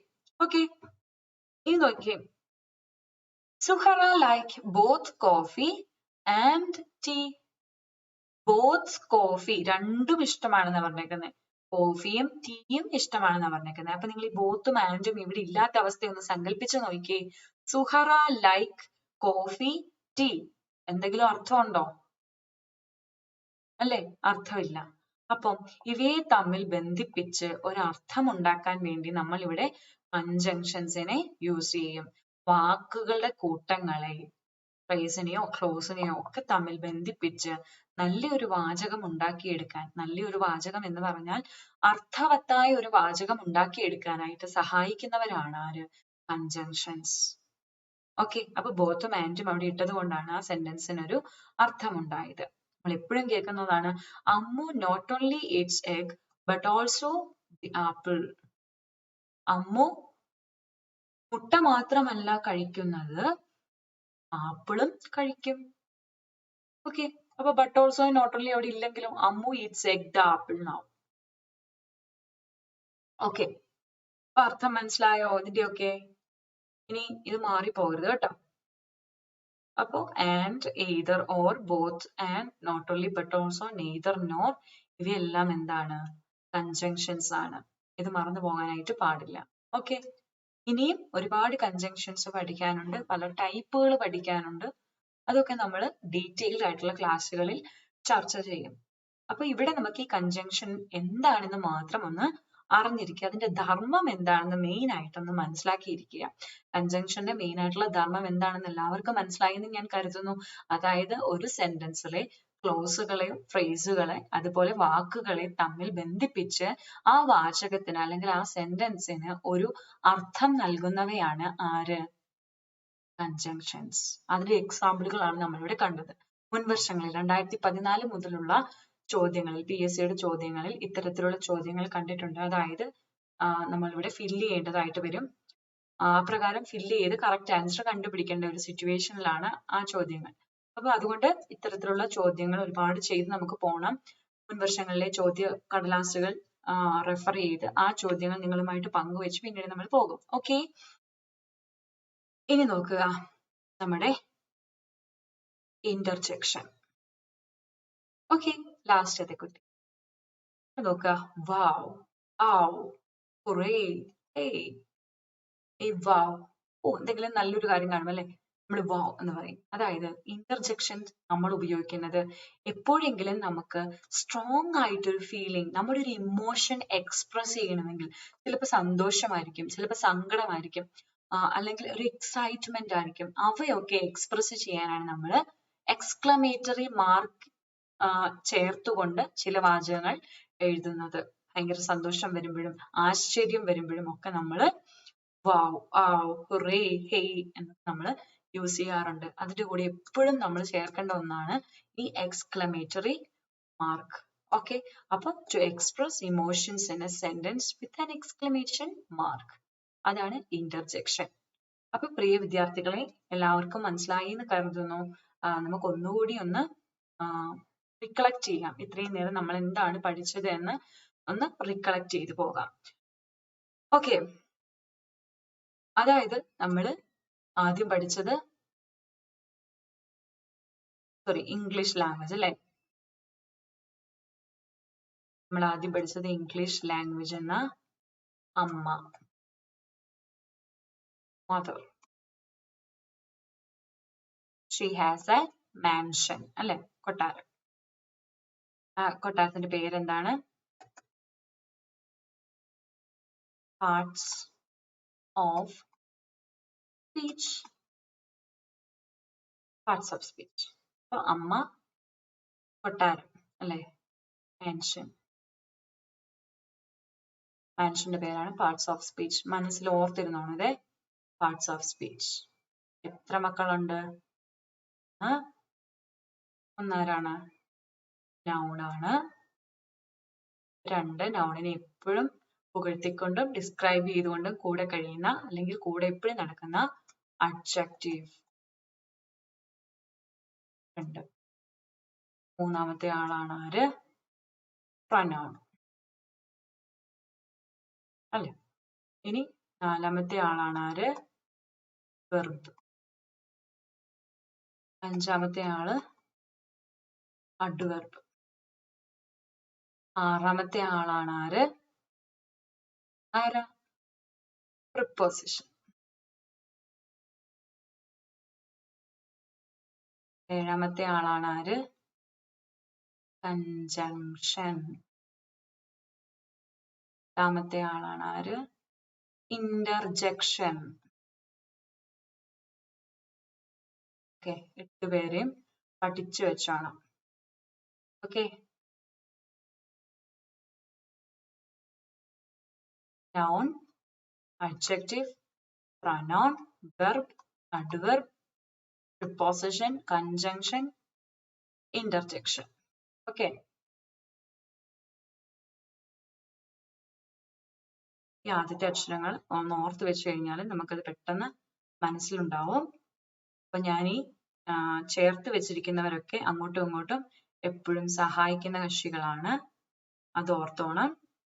പ്രിപ്പോസിഷനും കൺജങ്ഷനും ഏകദേശം ഒരേപോലത്തെ ഡ്യൂട്ടീസ് ആണ്. അങ്ങോട്ടും ഇങ്ങോട്ടും ആളുകളെ തമ്മിൽ ബന്ധിപ്പിക്കുക എന്നൊരു ഡ്യൂട്ടിയാണ്. പ്രിപ്പോസിഷൻ വാക്കുകളെ തമ്മിൽ ബന്ധിപ്പിക്കുമ്പോൾ കൺജങ്ഷൻ അവിടെ ക്ലോസുകളെയും ഫ്രേസുകളെയും ഒക്കെയാണ് വാക്കുകളെയും ഒക്കെയാണ് ബന്ധിപ്പിക്കുന്നതെന്ന് ഓർക്കുക. നൗൺ എന്ന് പറയുന്ന ചേട്ടനെ എപ്പോഴും വിശേഷിപ്പിക്കുന്നതാണ് adjective. അതേപോലെ noun എവിടെയൊക്കെയാണോ എവിടെയെങ്കിലും noun already പ്രതിപാദിച്ചിട്ടുണ്ട് എങ്കിൽ വീണ്ടും repetition ഉണ്ടാവാതിരിക്കാൻ വേണ്ടി പകരം നിൽക്കുന്ന വ്യക്തിയാണ് നമ്മുടെ pronoun. അതേപോലെ എപ്പോഴും എന്തെങ്കിലും ജോലി ചെയ്തുകൊണ്ടിരിക്കുന്ന ആളാണ് ആര്? verb. അതേപോലെ അഞ്ചാമത്തെ ആളാണ് adverb. verb എന്ന് പറയുന്ന ചേട്ടനെ എപ്പോഴും പുകഴ്ത്താൻ വേണ്ടി കൂടെ നടക്കുന്ന പെങ്ങളുകുട്ടിയാണ് adverb. okay. ഇനി preposition. preposition എന്ന് പറഞ്ഞാൽ വാക്കുകളെ തമ്മിൽ ബന്ധിപ്പിക്കാൻ വേണ്ടിയിട്ട് ഉള്ള ആളുകളാണ് preposition. ഏഴാമത്തേതാണ് conjunction. അതായത് ഒരു സെന്റൻസിലെ വാചകങ്ങളെ, അതായത് അർത്ഥവത്തായ വാചകങ്ങളായ ക്ലോസുകൾ, അതായത് അവയ്ക്ക് സ്വന്തമായിട്ട് സബ്ജക്റ്റും പ്രെഡിക്കേറ്റും ഉണ്ടാവും, പക്ഷെ അർത്ഥം പൂർണ്ണമല്ലാത്ത ഫ്രേസുകളും ഉണ്ടാവും. അവയെ എല്ലാം ബന്ധിപ്പിച്ച് ഒരു അർത്ഥം ഉണ്ടാക്കുവാനാണ് കൺജങ്ഷൻ ശ്രമിക്കുന്നത്. ഇനി ഇന്റർജെക്ഷൻ എന്ന് പറഞ്ഞാലോ, നമുക്ക് എന്തെങ്കിലും ഒരു സ്ട്രോങ് ഇമോഷൻ എക്സ്പ്രസ് ചെയ്യാനുണ്ടെങ്കിൽ നമ്മൾ എക്സ്ക്ലമേറ്ററി മാർക്കുകൾ ഉപയോഗിച്ചുകൊണ്ട് പറയുന്ന വാക്കുകളാണ് വൗ, ഫോർ എക്സാമ്പിൾ. അവയൊക്കെയാണ് നമ്മുടെ ഇന്റർജെക്ഷന്റെ പട്ടികയിൽ പെടുത്താൻ പറ്റുന്നത്. അപ്പൊ നിങ്ങൾക്ക് ഇതിനെ മനസ്സിലായി എന്ന് വിചാരിക്കുന്നു. പാർട്സ് ഓഫ് സ്പീച്ച് മനസ്സിലായി എന്ന് കരുതുന്നു. അതില് സംശയമൊന്നുമില്ല എന്ന് കരുതുന്നു. ഓക്കെ, നമുക്ക് ഒന്നുകൂടി വേണമെങ്കിൽ ആ ഒരു സ്ലൈഡ് കണ്ടുപോകാം, കാരണം നിങ്ങൾ മനസ്സിൽ ഉറപ്പിക്കും. അപ്പോ ഒന്നാമത്തേത് she owns a mansion, English language parts of speech എന്നാണ് ആ മാൻഷന്റെ പേര്. അപ്പൊ മനസ്സിൽ ഈ ചിത്രങ്ങൾ കണ്ടുപോവുക. പാർട്സ് ഓഫ് സ്പീച്ച് എന്ന മാൻഷൻ, കൊട്ടാരം അല്ലെ, ആ കൊട്ടാരമാണ് പാർട്സ് ഓഫ് സ്പീച്ച്. അടുത്തത് ഒന്നാമത്തെ ഫ്ലോറിൽ താമസിക്കുന്ന ആളാണ് ആര്? നൗൺ. നാമങ്ങൾ, നമ്മുടെ പേര് മനസ്സിലോർക്കുക, നമ്മൾ വരുന്ന സ്ഥലത്തിന്റെ പേര് ഓർക്കുക. നമ്മുടെ കയ്യിലുള്ള പേനയാണെങ്കിൽ അത് പേനയാണോ പെൻസിലാണോ, അതും എന്താണ്? നൗൺ ആണ്. നമ്മൾ ഏത് കാറ്റഗറിയിലാണ്, കാറ്റഗറി അല്ലെങ്കിൽ ഏത് കൂട്ടത്തിലാണ് നമ്മൾ പെടുന്നത്? അധ്യാപകരാണോ, വിദ്യാർത്ഥികളാണോ, സ്റ്റുഡൻസ് ആണോ, ടീച്ചേഴ്സ് ആണോ, ചിൽഡ്രൻ ആണോ, അതോ സൊസൈറ്റിയിലെ ഏതെങ്കിലും പർട്ടിക്കുലർ ഗ്യാങ്ങിലാണോ നമ്മൾ പെടുന്നത്, അല്ലെങ്കിൽ ഒരു ഗ്രൂപ്പിലാണോ നമ്മൾ പെടുന്നത് എന്നൊക്കെ നോക്കുക. അതിനെയൊക്കെയും കൂട്ടമായിട്ട് നമ്മൾ പറയുന്നതും നൗണിൽ പെടുന്നു. അതേപോലെ നമ്മുടെ ഗുണങ്ങൾ, നമ്മൾ കൈൻഡ് ഹാർട്ടഡ് ആണോ, അല്ലെങ്കിൽ നമ്മൾ ലവബിൾ ആണോ, ഇതൊക്കെയും നൗണിന്റെ പട്ടികയിൽ വരുന്നവയാണ്. അതേപോലെ നമ്മളുടെ ഗോൾഡ് അല്ലെങ്കിൽ സിൽവർ, ഇവയും നൗണിന്റെ പട്ടികയിൽ വരുന്നതാണ്. ഓക്കെ, അപ്പൊ നൗൺ പലതരത്തിലുണ്ട്, അത് പിന്നീട് നമ്മൾ പഠിക്കേണ്ടതാണ്. അപ്പൊ നൗണിനെ ഇനി ഒരു സംശയം ഉണ്ടാവരുത്, എന്താണ് നൗൺ എന്ന് കേട്ടാൽ മനസ്സിലാവണം. ഓക്കെ, അടുത്തതാണ് അഡ്ജക്റ്റീവ്. അഡ്ജക്റ്റീവ് എന്ന് പറയുമ്പോൾ നമ്മൾ നേരത്തെ പറഞ്ഞതുപോലെ നൗൺ എന്ന് പറയുന്ന ചേട്ടനെ എപ്പോഴും പുകഴ്ത്തിക്കൊണ്ട് കൂടെ നിൽക്കുന്ന പെങ്ങളുകുട്ടിയാണ് അഡ്ജക്റ്റീവ്. അഡ്ജക്റ്റീവ് എപ്പോഴും നൗണിനെ പുകഴ്ത്തിക്കൊണ്ടിരിക്കും. ഇപ്പൊ വേണമെങ്കിൽ ഒന്ന് നോക്കുക. ഓക്കെ, നൗണിന്റെ എക്സാമ്പിൾ തൊട്ടൊന്ന് കണ്ടുപോവുക. എഴുതിയെടുക്കണമെങ്കിൽ എഴുതിയെടുക്കുക. Name of people, places, books, mountain, things, etcetera. Seema is a teacher. അവിടെ ബോൾഡ് ആക്കിയിരിക്കുന്ന, നിറം മാറ്റി കൊടുത്തിരിക്കുന്ന വാചകങ്ങൾ, അവയെ ശ്രദ്ധിക്കുക. അവയാണ് നൗണുകൾ. Okay, James writes a book. പിന്നെ ഒരു കാര്യം, ഒബ്ജക്റ്റ് പല സമയത്തും നൗൺ ആയിട്ടാണ് നമ്മൾ കാണുന്നത്. ഓക്കെ, സബ്ജക്റ്റും ഒബ്ജക്റ്റും നൗൺ ആയിട്ടാണ് വരിക. ഓക്കെ, ജെയിംസ് ഒരാളാണ്, അയാൾ എഴുതിയ ബുക്ക് ഒരു തിങ് ആണ്, അതും നൗൺ ആണ്. അതുപോലെ ഞാൻ വായിക്കുന്ന പുസ്തകം അല്ലെങ്കിൽ എനിക്ക് ഇഷ്ടപ്പെട്ട ഒരു പുസ്തകം, അതും എന്താണ്? നൗൺ ആണ്. ആ പുസ്തകം എന്താണോ അത് നൗൺ ആണ്. ഞാൻ വിസിറ്റ് ചെയ്യുന്ന ഒരു സ്ഥലം, ഏതെങ്കിലും ഒരു സ്ഥലം, അല്ലെങ്കിൽ ഞാൻ താമസിക്കുന്ന ഒരു സ്ഥലം, അതും എന്താണ്? നൗൺ ആയിട്ടാണ് വരിക. അതുപോലെ അഡ്ജക്റ്റീവ്, നേരത്തെ പറഞ്ഞതുപോലെ നൗണിനെ എപ്പോഴും വിശേഷിപ്പിക്കുന്ന ആളാണ് അഡ്ജക്റ്റീവ്. നൗണിന്റെ ക്വാളിറ്റി ആയിരിക്കും ചിലപ്പോൾ പറയുക, ചിലപ്പോൾ സൈസ് ആയിരിക്കും പറയുക നൗണിന്റെ, അതുപോലെ ചിലപ്പോൾ ഷേപ്പ് ആയിരിക്കും നൗണിന്റെ പറയുക. Okay, Ravi is A Brave മാൻ. രവി എങ്ങനെയുള്ള മനുഷ്യനാണെന്നാ പറഞ്ഞിരിക്കുന്നത്? വളരെ ബ്രേവ് അല്ലെ, വളരെ ധൈര്യവാനായിട്ടുള്ള ഒരു വ്യക്തിയാണെന്നാ പറഞ്ഞിരിക്കുന്നത്. 30 students attend the exam. 30 students എങ്ങനെയുള്ള, എത്ര സൈസ് ആണ്? 30 പേരടങ്ങുന്ന ഒരു മൈറ്റി സ്ട്രെങ്ത് ആണ് എന്നാണ് പറഞ്ഞേക്കുന്നത്. എ നാരോ പാത്ത് എങ്ങനെയുള്ളതാണ്? അതിന്റെ ഷേപ്പ് എങ്ങനെയാ? നാരോ ആണെന്നാ പറഞ്ഞേക്കുന്നത്. പാത്ത് എന്ന് പറയുന്ന നൗൺ, നാരോ ആണെന്ന് പറഞ്ഞിരിക്കുന്നു. അപ്പൊ അത് നൗണിന്റെ വിശേഷണമാണ് അഡ്ജക്റ്റീവ്. അതുപോലെ Simi boat A round table. Simi ഒരു റൗണ്ട് ടേബിൾ വാങ്ങിച്ചു അല്ലെ. അപ്പൊ റൗണ്ട് എന്ന് പറഞ്ഞിരിക്കുന്ന അതിന്റെ ഷേപ്പാണ് പറഞ്ഞിരിക്കുന്നത്, ടേബിളിന്റെ ഷേപ്പാണ് അവിടെ പറഞ്ഞിരിക്കുന്നത്. ഓക്കെ, അപ്പൊ എക്സാമിന് നിങ്ങൾ ശ്രദ്ധിക്കേണ്ട ഒരു കാര്യം, ഇതുപോലെ സെന്റൻസുകൾ തന്നിട്ട് അതിൽ നിന്നും adjective ഏതാണ്, noun ഏതാണ് എന്നൊക്കെ കണ്ടുപിടിക്കാനായിട്ട് നമ്മളോട് പറയും. അന്നേരം നമ്മൾ ഈ സെന്റൻസുകൾ കാണുമ്പോൾ ഇതിൽ adjective ഏതാണ്, noun ഏതാണ് എന്ന് മനസ്സിലാക്കേണ്ടതുണ്ട്.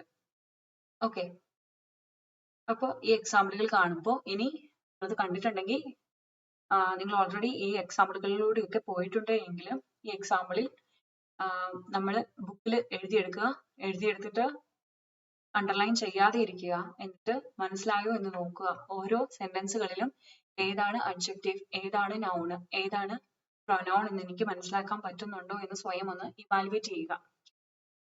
പ്രൊനൗൺ, അടുത്തത് പ്രൊനൗൺ ആണ്. അതായത് എവിടെയൊക്കെയാണോ ഒരു സ്പെസിഫിക് നൗൺ ഉള്ളത്, നൗണിനെ ഓൾറെഡി നമ്മൾ മെൻഷൻ ചെയ്തിട്ടുണ്ട് അല്ലെ. ദാസ് ഈസ് ടയേർഡ്, ദാസ് ആണ് നമ്മുടെ നൗൺ എന്ന് പറയുന്നത്. ഓൾറെഡി നൗണിനെ അവിടെ നമ്മൾ വെച്ചിട്ടുണ്ട്. അപ്പോ ബിക്കോസ് ഹി ഈസ് ഇൽ അല്ലെ, ഹി ഈസ് ടയേർഡ് ആണെന്ന് പറഞ്ഞു, ബിക്കോസ് ഹി ഈസ് ഇൽ. അപ്പൊ നമ്മൾ റിപ്പീറ്റ് ചെയ്യേണ്ട ആവശ്യമില്ല, നമ്മൾ അവിടെ ഹി ചേർത്തു. മെസ്കുലിൻ ആയതുകൊണ്ട് നമ്മൾ ഹി ചേർത്തു. ഇനിയിപ്പോ അതൊരു വുമൺ ആണെങ്കിലും രാധയാണെങ്കിലും നമ്മൾ അവിടെ ഷീ ആണ് ചേർക്കുന്നത്. അപ്പൊ എക്സാമ്പിൾ ഈ എക്സാമിനൊക്കെ കൺഫ്യൂസിംഗ് ആയിട്ടൊക്കെ ചോദിച്ചു കണ്ടിട്ടുണ്ട്. അതായത് ഷീ ആണോ ഹി ആണോ എന്ന് നമ്മൾ തിരിച്ചറിഞ്ഞ് എഴുതേണ്ടതായിട്ടുണ്ട്. അതേപോലെ തിങ്സ് ആണെങ്കിൽ കേക്ക് കണ്ടോ, കേക്ക്സിന് അവിടെ വന്നിരിക്കുന്നത് ദേ ആണ്. അവിടെ നമ്മൾ ഷീന്നോ ഹീന്നോ എഴുതി കഴിഞ്ഞാൽ ശരിയാവത്തില്ല അല്ലെ, ദേ എന്ന് തന്നെ അവിടെ എഴുതണം. She beats herself, she beats അവളെ തന്നെ അവള് അടിക്കുന്നു എന്നുള്ളതാണെങ്കിൽ ഹെർസെൽഫ്. റിഫ്ലെക്സീവ് പ്രൊനൗൺ എഴുതാൻ പറഞ്ഞു കഴിഞ്ഞാൽ ഹെർസെൽഫ് തന്നെ നമ്മൾ അവിടെ എഴുതണം. അപ്പൊ നമ്മൾ പ്രൊനൗൺ എത്ര തരത്തിലുണ്ട്, ഏതൊക്കെയാണ് എന്നൊക്കെ നമ്മൾ പഠിക്കേണ്ടതും അത്യാവശ്യമാണ് അല്ലെ. ഇനി വെർബ്, നമ്മൾ നേരത്തെ പറഞ്ഞതുപോലെ എപ്പോഴും അടങ്ങിയിരിക്കാതെ ഓടി നടന്ന് എന്തെങ്കിലുമൊക്കെ ചെയ്യുന്ന വ്യക്തിയാണ് വെർബ് എന്ന് മനസ്സിൽ ഓർത്താൽ മതി. ഇപ്പൊ എക്സാമ്പിൾ നോക്കിക്കോളുക. Riya is a good girl, she sings like a nightingale, he is playing cricket. അതായത് സബ്ജക്റ്റ് എന്താണോ ചെയ്യുന്ന കാര്യമാണ് നമ്മൾ എന്താ ചെയ്യുന്നത്, എന്താണ് സബ്ജക്റ്റ് ചെയ്യുന്നത് എന്ന് പറയുന്നതാണ് വെർബ്. അപ്പൊ നേരത്തെ പറഞ്ഞതുപോലെ സബ്ജക്റ്റും പ്രെഡിക്കേറ്റും ആയിട്ടൊരു സെന്റൻസിനെ നമ്മൾ ഡിവൈഡ് ചെയ്യുമ്പോൾ ആ സെന്റൻസിലെ സബ്ജക്റ്റ് പാർട്ട് കഴിഞ്ഞിട്ടുള്ള വെർബിന്റെ പാർട്ടിലെ അല്ലെങ്കിൽ പ്രെഡിക്കേറ്റ് പാർട്ടിലെ ഏറ്റവും പ്രധാനപ്പെട്ട ആളാണ് ആര്, വെർബ് എന്ന് പറയുന്നത്. ഓക്കെ, ഇവിടെ നോക്കുക, ഷീ, ഇവിടെ നമ്മൾ ഡിവൈഡ് ചെയ്യുവാണെങ്കിൽ ഇതാണ് സബ്ജക്റ്റ്, ഇത് പ്രെഡിക്കേറ്റ്. പ്രെഡിക്കേറ്റിലെ ഏറ്റവും ഇമ്പോർട്ടന്റ് ആയിട്ടുള്ളത് വെർബാണ്. അത് എപ്പോഴും മനസ്സിലുണ്ടായിരിക്കണം. പ്രെഡിക്കേറ്റിലെ ഏറ്റവും ഇമ്പോർട്ടന്റ് ആയിട്ടുള്ള ആൾ എന്ന് പറയുന്നത് വെർബാണ്. അപ്പോ she sings like A Nightingale എന്നൊരു ചോദ്യം, എന്നൊരു സെന്റൻസ് തന്നിട്ട് ഇതിനകത്ത് വെർബിനെ ഐഡന്റിഫൈ ചെയ്യാൻ പറഞ്ഞാൽ എന്ത് ചെയ്യും? സിങ്സ് സബ്ജക്റ്റ് എന്താണോ ചെയ്യുന്നത് അതാണ് നമ്മൾ അർത്ഥമാക്കുന്നത് അല്ലെ, അതാണ് വെർബ്. ഓക്കെ, സംശയമില്ല. ഇനി അഡ്വർബ് നോക്കുക. അഡ്വർബ് എന്ന് പറഞ്ഞാൽ എങ്ങനെ പാടി അല്ലെ, വെരി വെൽ. ഈ വെരി എന്ന് പറയുന്നത് ഓൾറെഡി ഒരു അഡ്വർബ് ആണ്. ആ അഡ്വർബ് വെൽ എന്നുള്ള അഡ്വർബിന് വീണ്ടും എന്ത് ചെയ്യുന്നു, വിശേഷിപ്പിക്കുന്നു. I read the book thoroughly അല്ലെ, എങ്ങനെ വായിച്ചു. റീഡ് എന്നുള്ള വെർബ് എങ്ങനെ, thorough ആയിട്ടാണോ, വളരെ thorough ആയിട്ട് അല്ലെ, നല്ല രീതിയിൽ വായിച്ചു എന്നാണ് കാണിക്കുന്നത്. ഐ റീഡ് എങ്ങനെ വായിച്ചു അല്ലെ, നമ്മൾ ചെയ്ത പ്രവൃത്തി എങ്ങനെയാണ് ചെയ്തത്, നല്ലതായിട്ടാണോ ചെയ്തത്, അതോ ടയർഡ് ആയിട്ടാണോ ചെയ്തത്, സ്പീഡി ആയിട്ടാണോ നമ്മൾ വണ്ടി ഓടിച്ചത്, അല്ലെങ്കിൽ കെയർഫുൾ അല്ലായിരുന്നോ അല്ലെ. ഷീ ഡ്രൈവ്സ് കെയർഫുള്ളി, വളരെ ശ്രദ്ധിച്ചാണ് വണ്ടി ഓടിച്ചത്. നമ്മൾ എപ്രകാരമാണ് ഒരു ജോലി അല്ലെങ്കിൽ ഒരു ക്രിയ ചെയ്തത് എന്നവിടെ എക്സ്പ്ലെയിൻ ചെയ്യുകയാണ്, അല്ലെങ്കിൽ നമ്മളതിനെ ഡിസ്ക്രൈബ് ചെയ്യുകയാണ് ചെയ്യുന്നത്. ചെയ്ത പ്രവൃത്തി ഡിസ്ക്രൈബ് ചെയ്യുകയാണ് അഡ്വർബ് കൊണ്ട് ഉദ്ദേശിക്കുന്നത്. പ്രിപ്പോസിഷൻ നമ്മൾ പറഞ്ഞു, ഒരു വാചകത്തിലെ വാക്കുകളെ അല്ലെ, ഒരു സെന്റൻസിലെ വാക്കുകളെ തമ്മിൽ അങ്ങോട്ടും ഇങ്ങോട്ടും ബന്ധിപ്പിച്ച് നിർത്തുന്ന ഡ്യൂട്ടിയാണ്, കടമയാണ് ആർക്കുള്ളത്, പ്രിപ്പോസിഷൻ ഉള്ളത്. Mary went to Mumbai. ഇതിനകത്ത് പ്രിപ്പോസിഷൻ ഐഡന്റിഫൈ ചെയ്യാനായിട്ട് ചിലപ്പോൾ ചോദിച്ചെന്നിരിക്കും. അപ്പൊ പ്രിപ്പോസിഷൻ ഏതാണെന്ന് മനസ്സിലായിരിക്കണം. ടു ആണ് ഇവിടെ. മേരി വെന്റ് ടു മുംബൈ, ഈ സെന്റൻസിൽ പ്രിപ്പോസിഷൻ ഏതാണെന്ന് ചിലപ്പോൾ ചോദിക്കും. ചിലപ്പോൾ സ്യൂട്ടബിൾ ആയിട്ടുള്ള പ്രിപ്പോസിഷൻ അവിടെ എഴുതാനായിട്ട് ചോദിക്കും. അതുകൊണ്ട് പ്രിപ്പോസിഷനെ നമ്മൾ നന്നായിട്ട് മനസ്സിലാക്കി പഠിക്കേണ്ടത് അത്യാവശ്യമാണ് കേട്ടോ. എക്സാമിന് അങ്ങനെ ചോദിച്ചു കണ്ടിട്ടുണ്ട്. പിന്നെ പ്രിപ്പോസിഷൻ ചിലപ്പോൾ ഓർഡർ ആയിരിക്കും, കണക്ഷൻ ആയിരിക്കും, അല്ലെങ്കിൽ പൊസിഷൻ ആയിരിക്കും പറയുക. സമയത്തെ പ്രതിപാദിക്കുന്ന പ്രിപ്പോസിഷൻ ഉണ്ട്. അതേപോലെ സ്ഥലത്തെ ഏത് സ്ഥലത്ത് വെച്ചിട്ടാണ് എന്ന് കാണിക്കാനും ഒക്കെ നമ്മൾ പലതരത്തിലുള്ള പ്രിപ്പോസിഷൻ ഉണ്ട്. അത് നമ്മൾ ഡീറ്റെയിൽഡ് ആയിട്ട് പിന്നീട് പഠിക്കുന്നതാണ്. ഇത് നോക്കുക, കൺജങ്ഷൻ. അപ്പൊ പ്രിപ്പോസിഷനും കൺജങ്ഷനും തമ്മിൽ മാറിപ്പോകരുത്. പ്രിപ്പോസിഷൻ എന്ന് പറഞ്ഞാൽ എന്താണ്? നമ്മളുടെ indicates the bond between a noun and other words in a sentence. ഒരു നൗണും മറ്റു വാക്കുകളും തമ്മിലുള്ള ബന്ധം അവിടെ ഇങ്ങനെ പിടിച്ചുറപ്പിക്കുകയാണ് പ്രിപ്പോസിഷൻ ചെയ്യുന്നത്. മറക്കരുത്, നൗണും വാക്കുകളും ഒരു സെന്റൻസിലെ നൗണിനെയും വാക്കുകളെയും തമ്മിൽ ബന്ധിപ്പിക്കുകയാണ് ഇവിടെ പ്രിപ്പോസിഷൻ ചെയ്യുന്നത്. പക്ഷെ കൺജങ്ഷൻ ചെയ്യുന്നത് എന്താണ്? ഒരു സെന്റൻസിലെ ക്ലോസുകളെ, ഫ്രേസുകളെ, വാക്കുകളെ ഇവയെല്ലാം തമ്മിൽ ബന്ധിപ്പിച്ച് നല്ലൊരു സെന്റൻസ് കൺസ്ട്രക്ട് ചെയ്യാണ് ചെയ്യുന്നത്. മീനിങ് ആയിട്ടുള്ള സെന്റൻസിനെയാണ് നമുക്ക് നല്ല സെന്റൻസ് എന്ന് പറയാൻ പറ്റുന്നത് കേട്ടോ. അപ്പൊ അത് മറന്നു പോകരുത്. അതേപോലെ നോട്ട് ഓൺലി ബട്ട് ഓൾസോ അതിന്റെ യൂസ് എന്താണ്? ബോത്ത് ആൻഡ് അതിന്റെ use, either or, neither nor, ഇവയൊക്കെ അങ്ങനെ പലതരത്തിലുള്ള കൺജങ്ഷൻസും നമുക്ക് കാണാൻ സാധിക്കും. അപ്പൊ കൺജങ്ഷൻസ് ഏവയൊക്കെയാണെന്ന് കൃത്യമായിട്ട് പഠിച്ചിരിക്കണം. ഇനി ഇന്റർജെക്ഷൻ. നമുക്ക് എപ്പോഴൊക്കെയാണോ നമ്മുടെ ഇമോഷൻസ് എക്സ്പ്രസ് ചെയ്യേണ്ടത് ആ സന്ദർഭങ്ങളിൽ നമ്മൾ ഉപയോഗിക്കുന്ന വാചകങ്ങളാണ് എന്ത്? ഇന്റർജെക്ഷൻസ് എന്ന് പറയുന്നത്. അപ്പോ വോ, ആ, ഹുറ, ഹേയ്, ഹുറേ അല്ലെ? ഇത് ഇവിടെ നമ്മൾ ശ്രദ്ധിക്കേണ്ട ഒരു കാര്യം, ഈ എക്സ്ക്ലമേറ്ററി മാർക്ക് അവിടെ മസ്റ്റ് ആണ്. അപ്പോ എല്ലാവരും പാർട്സ് ഓഫ് സ്പീച്ച് എന്ന ഈ ഒരു ടോപ്പിക് കൃത്യമായിട്ട് ഗ്രഹിച്ചു. മനസ്സിൽ പാർട്സ് ഓഫ് സ്പീച്ച് എന്ന ടോപ്പിക് കൃത്യമായിട്ട് പതിഞ്ഞു എന്ന് വിശ്വസിക്കുന്നു. ഓക്കെ ഓക്കെ അപ്പോ നമ്മൾ ഇംഗ്ലീഷ് ഭാഷ കൈകാര്യം ചെയ്യുന്ന സമയത്ത് നമ്മൾ ചെയ്യേണ്ട ഒരു കാര്യം, എല്ലാ ദിവസവും അല്ലെങ്കിൽ ഇംഗ്ലീഷ് ഗ്രാമർ നമ്മൾ പഠിക്കുമ്പോൾ പ്രീവിയസ് ഇയർ ക്വസ്റ്റ്യൻസ് നമ്മൾ കാണുമ്പോഴും അത് ഒന്ന് അനലൈസ് ചെയ്യുമ്പോഴും ഒക്കെ മനസ്സിലായ ഒരു കാര്യം, എല്ലാ ദിവസവും നമ്മൾ ഇംഗ്ലീഷ് വാക്കുകൾ കുറഞ്ഞതൊരു 5 എണ്ണമെങ്കിലും പഠിച്ചിരിക്കണം എന്നുള്ളതാണ് എനിക്ക് പറയാനുള്ള ഒരു കാര്യം. പുതിയ വാക്കുകൾ നമ്മൾ ഒരു 5 പുതിയ വാക്കുകൾ എങ്കിലും നമ്മൾ പഠിച്ചിരിക്കണം. ഓക്കെ, അപ്പോ ഇന്ന് ഞാൻ കുറച്ച് വാക്കുകൾ ഒന്ന് പറഞ്ഞുതരാം. ഓക്കെ, അവോർട്ട് എന്ന് പറഞ്ഞാൽ ഒഴിവാക്കുക എന്നാണ്.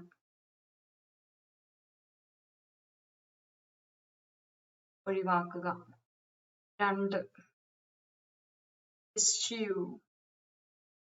ഇതിനും ഈ ഒഴിവാക്കുക, അവോയ്ഡ് ചെയ്യാന്നുള്ള ഒരു അർത്ഥമാണ്. മൂന്നാമത്തെ ഒരു വാക്കാണ് അസ്ഫിക്സിയേഷൻ. അസ്ഫിക്സിയേഷൻ എന്ന് പറഞ്ഞാൽ ശ്വാസം മുട്ടുക. നാലാമത്തെ ഒരു വാക്കാണ്